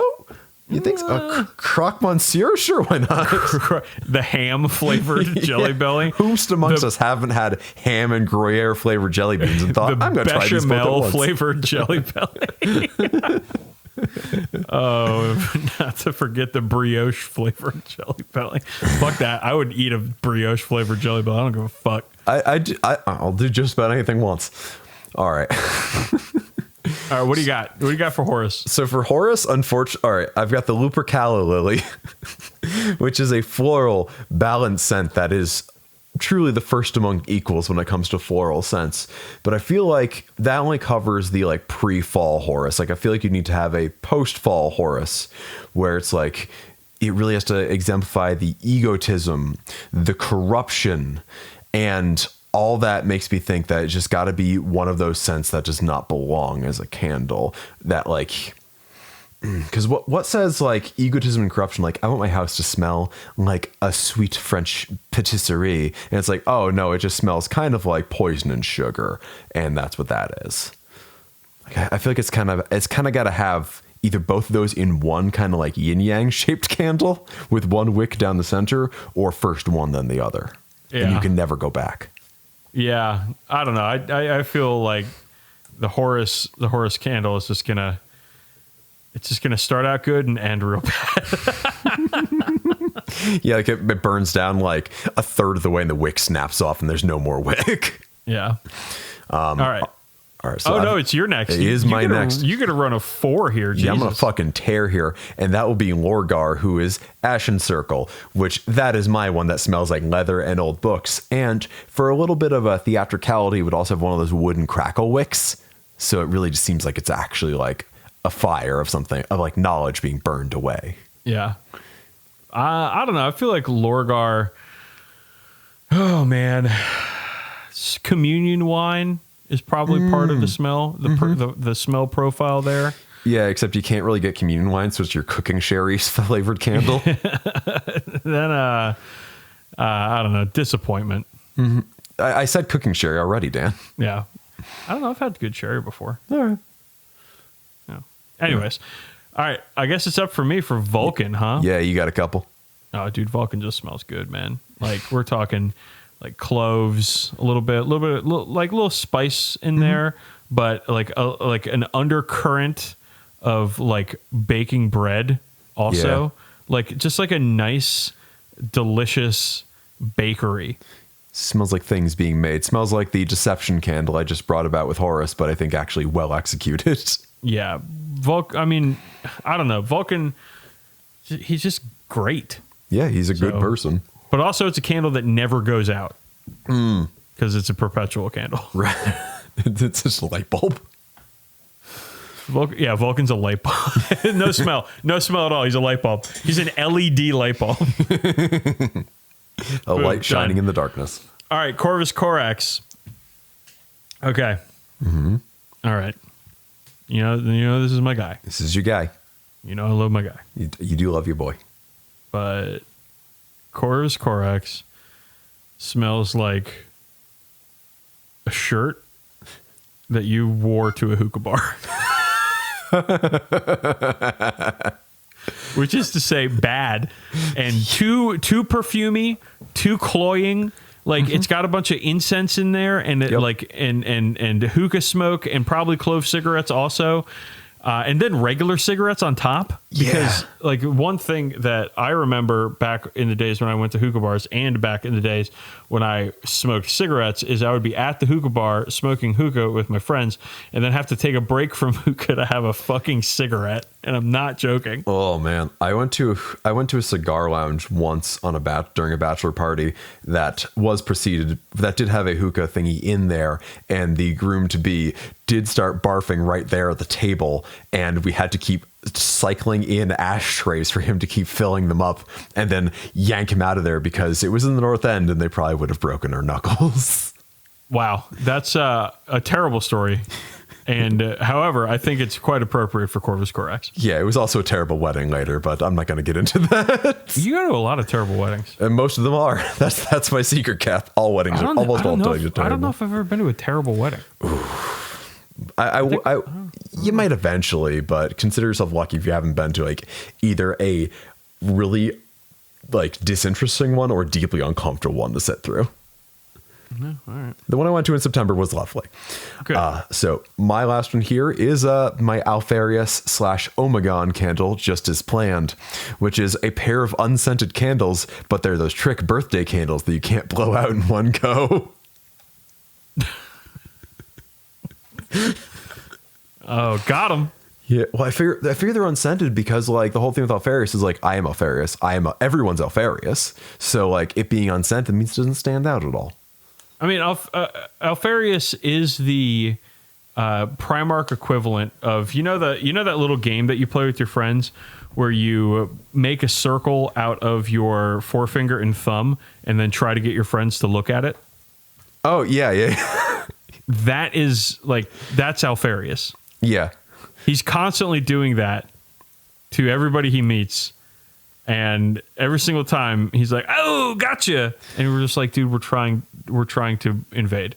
Yeah, the Orc Citadel. Can you please stop playing this fucking game? He's like, "Oh, well, maybe we should look over here." And he's like fucking doing it, and nobody's looking at it. They're all looking him straight in the eyes. It's like, please stop, Alfarius. Alfarius just walks up behind the guy and is like, "Hey, you just lost the game." And the guy just goes, "This is a fucking funeral." Yeah, or he's big on like tapping somebody on the left shoulder, but then like moving quickly to the right, and so they look over their left shoulder, and he's like, "Ha, gotcha." he's just like, "Hey, I'm looking for my contact. I think I dropped it under." And someone goes, "Underwear?" And he goes, "Oh, you just said underwear. I don't even wear contacts." Yeah. And yeah, he's just perpetually being sick of his shit, I think is probably a universal experience among the loyalists and then later traitor legions. Yeah. Well, Alfarius sucks and so does the Alpha Legion, so. Hell yeah. Opinions. Oof. Bringing them fast and hot. All right, Crusade Focus Orc time. Let's go. Yeah. All right. So, no, I'm starting. Yeah, I'm fucking running into this shit because you know what, Campbell? Might makes right. Might does make right. When it comes to this podcast, you know who's might here. And I know who's right here. Ooh. So this is a cool thing for orcs. This reminds me of the old Goliath system of leadership in old Necromunda, which I wish they would fucking bring back, but you know, whatever. Might makes right. So you choose a character to be your Waaaghin boss. Each time the Waaaghin boss levels, increase their strength or wounds by 1, maximum 2 each. Also increase their power level, but not the max power level for missions, which kind of sucks, to be honest. Yeah. Because, like, oh, he's got my 8 wound character now has 9 wounds, and he's worth 1 more power level. Like, really? Is he? Oh, your strength 6 character is now strength 7. Like, is that really worth a whole power level and potentially not being able to take as much stuff? Right. That kind of sucks about this rule. But whatever, you don't have to play with it if you don't want to. Here's the thing. The Waaaghin boss is one of your characters. However, if a different character has more XP than the Waaaghin boss after a battle, they have to challenge the Waaaghin boss for leadership. Right. And now you have this little mini game where the 2 characters duel it out in the psychic, shooting, and fight phases. And there's like a little rider in there for like, you know, war trikes are war bosses with the power claw. Kill rigs are were boys. Squigosaurs are beast bosses, because the idea is that while orcs are, you know, shitheads, they'll still, like, if they have like an honest challenge brought to them, they will meet them on that level. And the if the boss wins, they get enough experience points to have 1 more than the challenger, which is a very funny thing to me. And if the challenger wins, they get D3 XP, and now they are the Waaaghin boss. Yeah. With the loser getting a battle scar. I do love how battle scars are mandatory in this. I think that's really awesome. I also love how bosses that ride on vehicles or beasts, they dismount for this battle. Yeah, which is they like a Defkilla war trike counts as a war boss armed with the claw, whatever that claw is called. The Snagger claw. Yeah, the Snagger Claw. So I don't know. This shit is hilarious to me. I love it. That part's called Fightin' Fair too. Yeah. So really, really fun. I love this. This is already making me think that this might be the best Crusade section we've seen so far. I do like this a lot too. You brought up that it reminds you a lot of the thing from old Necromunda, which was my first thought too. And I like that. Unlike a lot of Crusade stuff, it's super flavorful, but doesn't add complexity to your already complex 40k game. It just gives you a fun little mini game to play afterwards once in a while. Right. Yeah. I think it's really cute and fun. Yeah, I like it a lot. Okay, let's move on to agendas. We'll start with Scrap 'em. This is a simple one. So you gain 1 additional scrap point for every 2 vehicles that were destroyed but not exploded. And then gain 1 additional scrap point for every Titanic vehicle that was destroyed but not exploded. Ludas gain 1 experience point for each Titanic vehicle that died and did not explode. And mechs gain, that is big mechs or regular mechs, gain 2 XP for each Titanic vehicle that died and did not explode. So this is a way to get your Ludas and mechs more experience and to gain more scrap, which we will talk about in a little bit. Right. It's very situational with the all Titanic things. It's really something you'll probably use against like knights. Or like somebody's like, hey, check out all my Imperial Guard tanks. And you're like, ooh, is it scrap time? Yeah, there's a lot of things for like loot for Titanic units, especially. I do think it's lame that it rewards things not blowing up because blowing up is the best part. But I like that it reinforces the actual orc looting sort of. Well, if it blows up, there's nothing to loot. Blown up. There's nothing left. Well, if there's the only thing that's left is a debris field. You know, so I kind of like that part. Yep. It's thematic. It's fun. It is thematic and fun. All right, next up we got Crump and Spree. So the Warlord gains 2 experience for each character, vehicle, or monster they kill. If you take a Warlord that's extremely good at killing stuff, aka most of the Orc Warlords, this is a good one to take because this will blast their XP into the stratosphere really fucking quickly. Absolutely. All right, Bring It Down next. This one is simple. Beast Snaggers gain XP for killing monsters and vehicles. If you take a lot of Beast Snaggers, this is the one you want to take, especially if they have a lot of monsters and vehicles. Maybe if they don't, maybe you don't take that one. Probably not. But yeah, you get 1 experience point for each tally mark, and you get 2 experience points, or rather 2 tally points or whatever, if you do those vehicle or monster kills in melee. So I like that. It's just thematically backs up what you'd want in a Beast Snag, a heavy force. All right, next up we have the Mega Waaagh. And this one is like a situational thing where the orcs gain XP while in the Waaagh. So the Waaagh has changed from last time. It is now a 2-turn situation, Campbell, where you have 2 phases. There's a regular Waaagh, there's a speed Waaagh. So the regular Waaagh is stage 1. You can call this on in your command phase if your war boss is on the battlefield. So the first turn, Orc's core and character from your units can charge and advance in the same turn. Yep, it's very good. And then you add 1 attacks to all Orc models from your army. Yeah, which they like to have. And then round 2, they just have the +1 attack. Right, and then the speed Waaagh is. Orcs models from your army can advance and fire without penalty. And then vehicles and bikers get additional AP. Additional AP -1. And then the second turn of that is just the additional AP. So these are... And you can call a speed Waaagh if your boss is basically a Death Killer War Trike. Right. It's called a speed boss, not a war boss. So this agenda... You get 1 XP if you... I'm sorry. You get 1 XP for every 2 marks on your Waaagh tally, which is like you start adding things to your Waaagh tally during the stages of the... It's a little bit complicated, but honestly, I think it's one of the better agendas. Yeah, because it can get your entire army XP. You can get your entire army a lot of XP because also the Waaagh is when the Orc army does most of its damage. Honestly, like one of the challenges with the army is figuring out when to Waaagh effectively, and that has been true as long as that rule has been more or less around. I like it. It's nothing. It does read a little complex, but it's a good one to take. Next and finally, we have Cunning Stunts. So fucking funny. Somebody's having fun. Someone's having a good old time. Somebody's having fun with these names, and I'm happy for them. This one sucks shit. I'm sorry. This one is really stupid. Yeah. It's Speed Freaks gain XP for doing an action. Yeah, but when the fuck are any of your Speed Freak units doing actions? Yeah, that's the thing. The vehicle basically needs to advance, and it can't. It basically you sacrifice shooting and charging to get 2 experience points. Right, but if you have a buggy, all you want to do is shoot. Right. And if you're... And, like, everything else is advancing or charging. Yeah. Not doing fucking actions. Yeah, no, it's a funny name, and I like the idea of your vehicles doing cunning stunts, but it just takes the unit out of the game. No, I think your winners here are Crump and Spree and Mega Wog. Absolutely. Where you're throwing a bunch of XP at your Warlord and then spreading out XP to all of your units that are actually going to do something. And fortunately for Orcs, pretty much all of your units can do something. Right. Like Intercessors in Space Marines kind of never do anything except sit on objectives.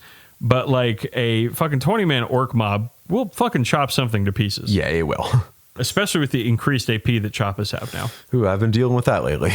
Yes, you have. All right, let's move on to requisitions. First one is called "Use Fight for Me Now." Or Campbell, do you want to do an Orc voice for that? Use Fight for Me Now.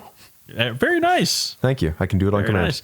This one's great. I love this. Yeah, this is the best one. Hilarious. If you beat another Orc player, you can spend 1 requisition point. You automatically gain 5 XP for your Warlord, and you can use the Fresh Recruits requisition from the main book for free. I love as you convince the other Orc players' Orcs to fight for your war boss instead of their own. Yeah, I love the idea of a Orc Crusade, like of 2 players playing each other, using that against each other, using that after every single game. I think an all Orc Crusade would be sick as fuck. I agree with that. I love it. Like you get like 4 or 5 Orc players together and you just have Orc versus Orc Crusade games. Yeah, just your Gorka Morka Crusade. Just have each player with a different clan. Sounds like a grand old time. Yeah. All right, next up we have extra scrap. You gain scrap points equal to the number of objectives controlled by your army at the end of the battle. If you need scrap, this is a good way to get it. Yep, it's utilitarian. Next up is the Specialist Mob requisition, which is, like we've seen in just about every other codex so far, there's a way to upgrade units or characters or something, and Specialist Mobs is one of the ways to upgrade something in the Orc book, and this is how you do it in Crusade. Yep. And standard. Last but certainly least is Sneaky Scheme for 2 requisition points, where you skip the Might Makes Right challenge if it happens. And while this is something supported in many instances of the fluff, it is for cowards. And if you take this, you're a coward. And if I hear about anybody taking Sneaking Schemes at any point in the foreseeable future, we cannot be friends. No, it is a fundamental moral failing if you use this requisition. Absolutely. Anyways, let's move on to battle traits. We've got 4 categories of battle traits. We got Squig Cavalry, sure. We got mechs, we got pain boys, and we have mob units, which is pretty much infantry. Yeah, pretty much. So Squig Cavalry, Squig Hog Riders, and the Squig Boss are your does the Kill Rig count as Squig Cavalry? No, it doesn't count as a Squig unit.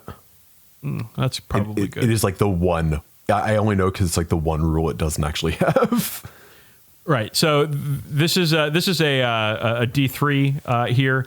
And the best one here is Irate Squigs. Yeah, and for best the name, because if nothing it's else. just called Irate Squigs, where you improve the armor penetration characteristic of Squig Hog Jaws, Smasher Squig Jogs, or Squigosaur Jaws that models in the unit are equipped with by 1. So just extra AP on the Squigs. That's nice. Yep, that's where a lot of the damage comes from.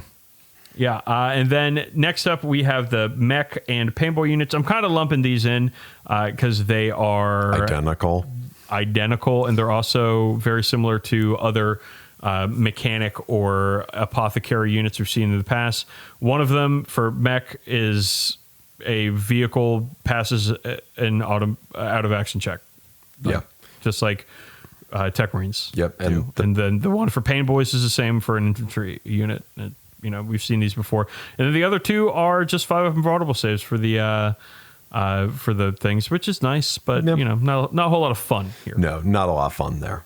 Then we have mobs, and here's some good shit, bud. There's some good shit and some less than useful but very flavorful shit. My favorite is called Daco Lads, and it's each time a model in this unit makes an attack with a Daco weapon, which we can mention in a moment, against an enemy infantry unit. If a hit is scored, that enemy cannot fire Overwatch this turn. See, I like Gnarly Scars for the name, if nothing else, but it gives a -2 leadership debuff within 3 inches, which honestly could actually make a difference. That could actually make a difference. Yeah. These are fun. These battle traits are fun. I think that they did a good job here, unlike what they did with the Pain Boys and the mechs. Okay, let's talk about scrap. Let's actually talk about Daco weapons real quick. Oh, so yeah. orcs get a new weapon type, like, pistol or heavy or rapid fire or whatever. And each DACA weapon has 2 values for the number of attacks. If they're within half range, the first value is used, and it's always more than the second value. And if the target is not within half range, the second value is used. So a lot of times you'll see like DACA 4-2. Right. So half range 4 shots, not half range 2 shots. It's that simple. They're not assault weapons, though. No. So you cannot advance and fire them. I made that mistake in my first game. Seems like an oversight to me, but whatever. But they're not heavy weapons, which means you can move and fire them without penalty. Mm-hmm. So it's good. I mean, there's a lot of DACA weapons in here. My favorite, of course, is the Boom DACA Snaz Waaaghin, which like has just a bajillion shots. I like that there's just a, speaking of phoning it in, going back a sec, that the weapon on the bikers is called a DACA gun, which, as far as I'm aware, is all guns to orcs. Yes. So the mech special on the Boom DACA Snaz Waaaghin, 30-inch range, DACA 1410. That's wild as hell.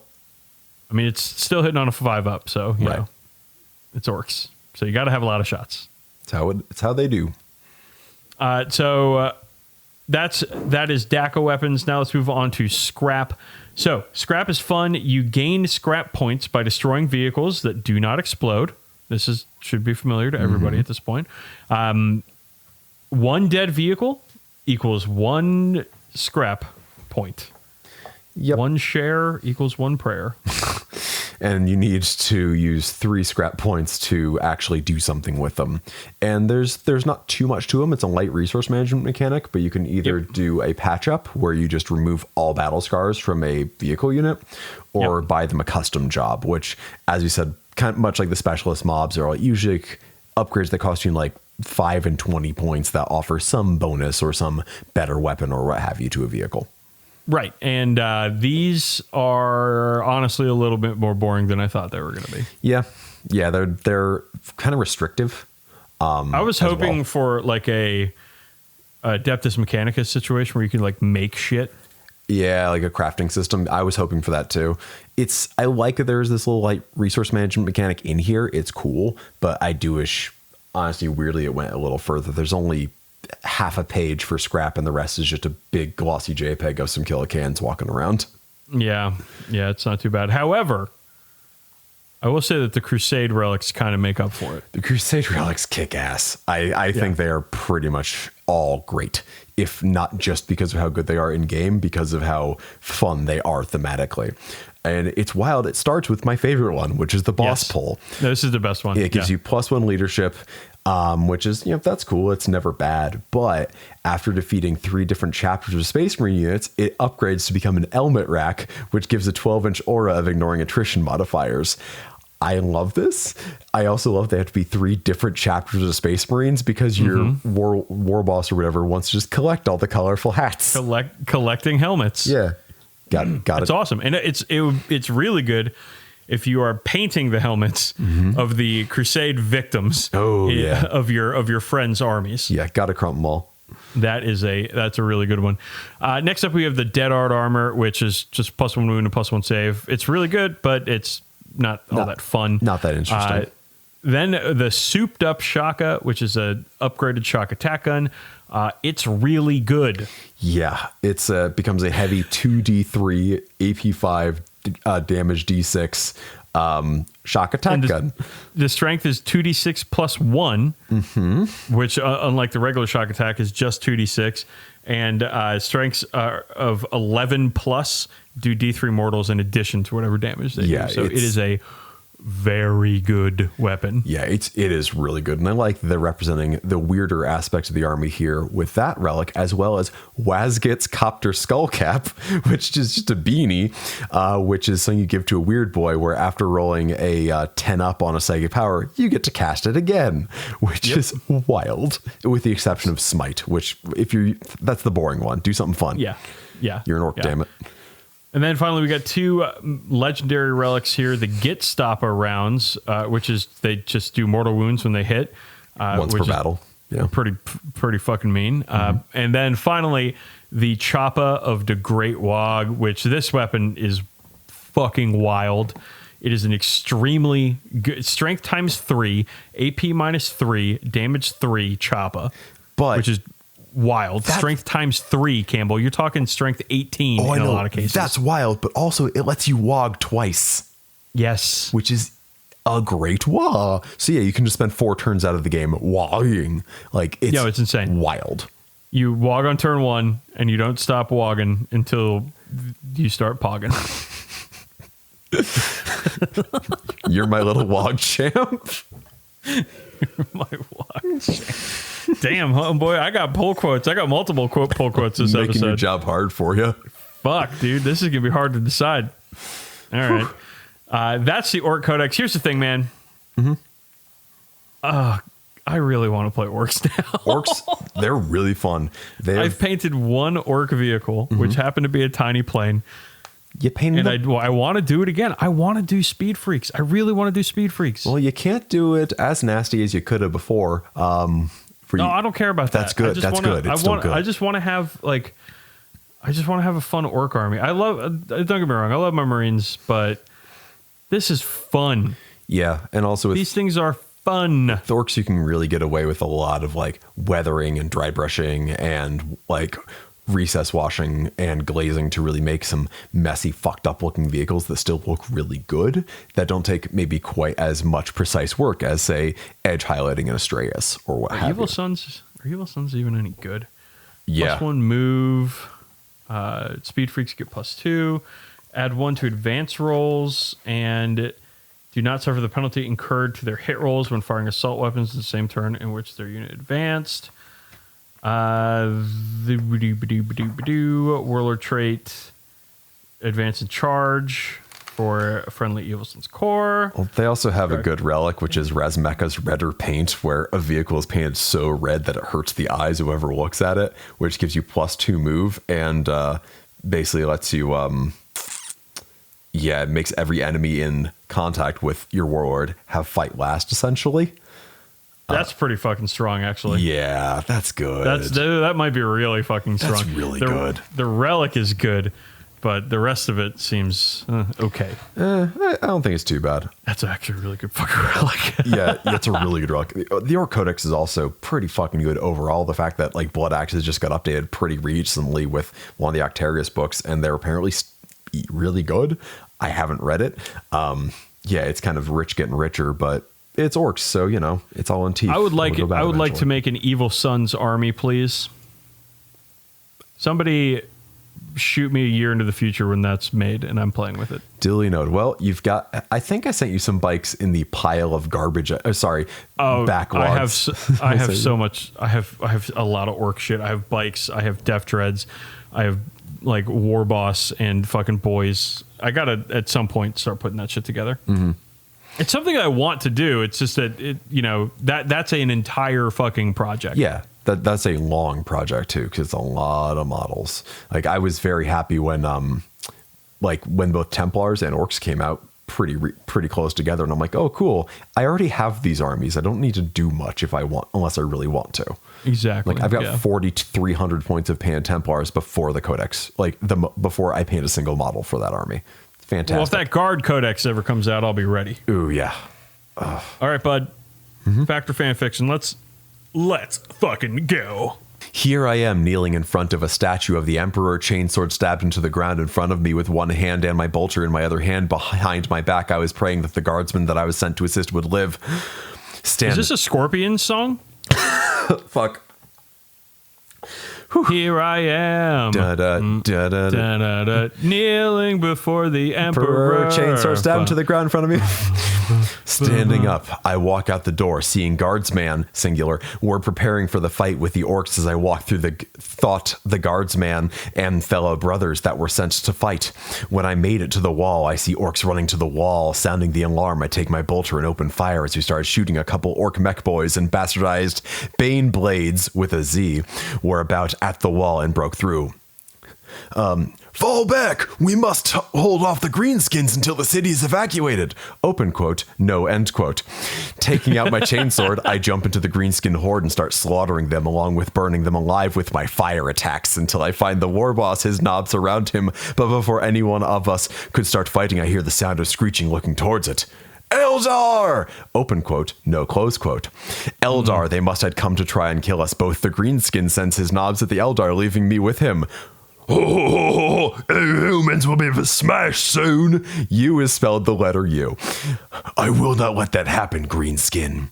After a minute of us starring each other down, the war boss charges like a bull at me, which I rolled out of the way and opened fire with my bolter trying to hit openings. In his armor, he turns and fire his gun at me, but putting up my arm, they don't hit my head. Working through the pain, I run at him, chainsword in one hand, when Spice Marine!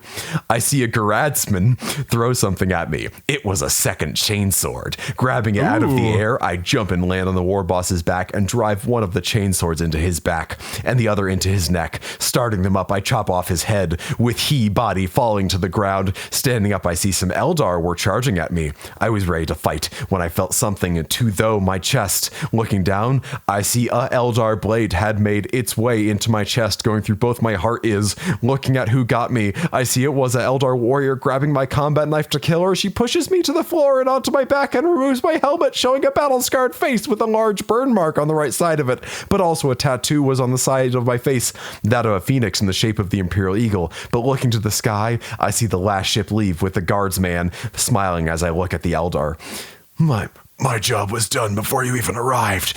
Now my duty is done. She seems surprised by my words before she sees I had primed a melta-charge that had 2 seconds left, won it. Shit!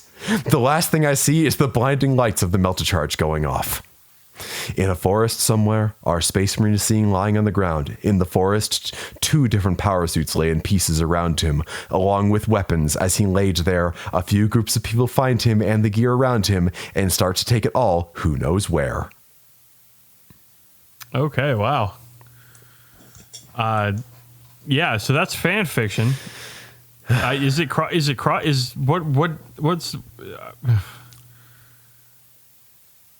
I'm tired. It is fan fiction. I don't think it is a crossover of anything. That was The Emperor's Phoenix, Chapter 1, Prologue, by Lone Wander 1, who has... I mean, the character... Well, I mean, the main character died in the prologue, so something interesting is going on, huh? Yeah, I mean, he's also known as Lord Chungus, and he's Lansing, Michigan, and glad as hell to be a Wolverine, and has also wrote other fan fiction I don't feel like getting into right now. Okay, well, good for them. Mm-hmm. That's great. I mean, I'm happy that they're proud of who they are and where they're from. I'm happy that they're practicing the written word. I don't know anything about Lansing, Michigan. I guess that's where the University of Michigan is. I think. I'm not going to check. I don't care that much. Yeah, I'm not convinced Michigan exists, actually. I mean, yeah, I am, but I've never been there. I guess I don't have any proof. The only thing I've ever known about Michigan via the one person I dated from there was that they hate Ohio. And people in Ohio. Well, that's just good manners. Yeah, really. I think she might have just been, I don't know, just generally right. Hey, I got a hint for all you listeners out there. If you want to make somebody from Pittsburgh really, really mad, call them a Midwesterner. If you want to make someone from Michigan really mad, tell them Ohio's on the East Coast. Or sorry, tell them Ohio is in the Midwest and not the East Coast. Did you know that Detroit is a East Coast time zone city? That doesn't make any sense based on where it is, but they wanted to have like the auto making capital of America be on the same time as the rest of the capitals of America. Okay, I thought they wanted to be in the prestige zone of a part of the country that matters. Yeah, pretty much. Yeah. Anywho, let's get to plug in some stuff. Why don't we? You do it. You're doing all of it. Yeah, we are on social media, each of us individually. Dan is at DB_sleazy, and at Brother SRM. And you can also reach us on Facebook at facebook.com/40k Badcast. But every time you hear the noise sound effects, you have to go faster. Okay, I will do just that. Nice. You can also contact us at contact@40kbadcast.com and reach out to us for any inquiries or what have you. You can support us on patreon.com/40kbadcast, where you can also get all sorts of bonuses such as 50 episodes as well as Patreon, Discord access. Fuck you. And go to shoppersfortune.com/40kbadcast to buy merchandise from us. And I promise I'll never catch on fire. All right, and time for inspirational quote. From the most grandiose spires, the most meek of men, everything the emperor protects has a purpose. The end. Go home. We've been the 40k Badcast. He's Dan Boyd. I'm Campbell McLaughlin. We'll see you in the next cartoon. Good fucking bye. The problem... Okay, I'm no longer playing by this rule. The problem is I tried to get to Micro Machines Man on the first nice. Yeah, I know. Yeah, you went too fast, too quick. It's cool. Yeah. You were too fast, too furious. It's fine. That's fine. What else? You did great. You did great.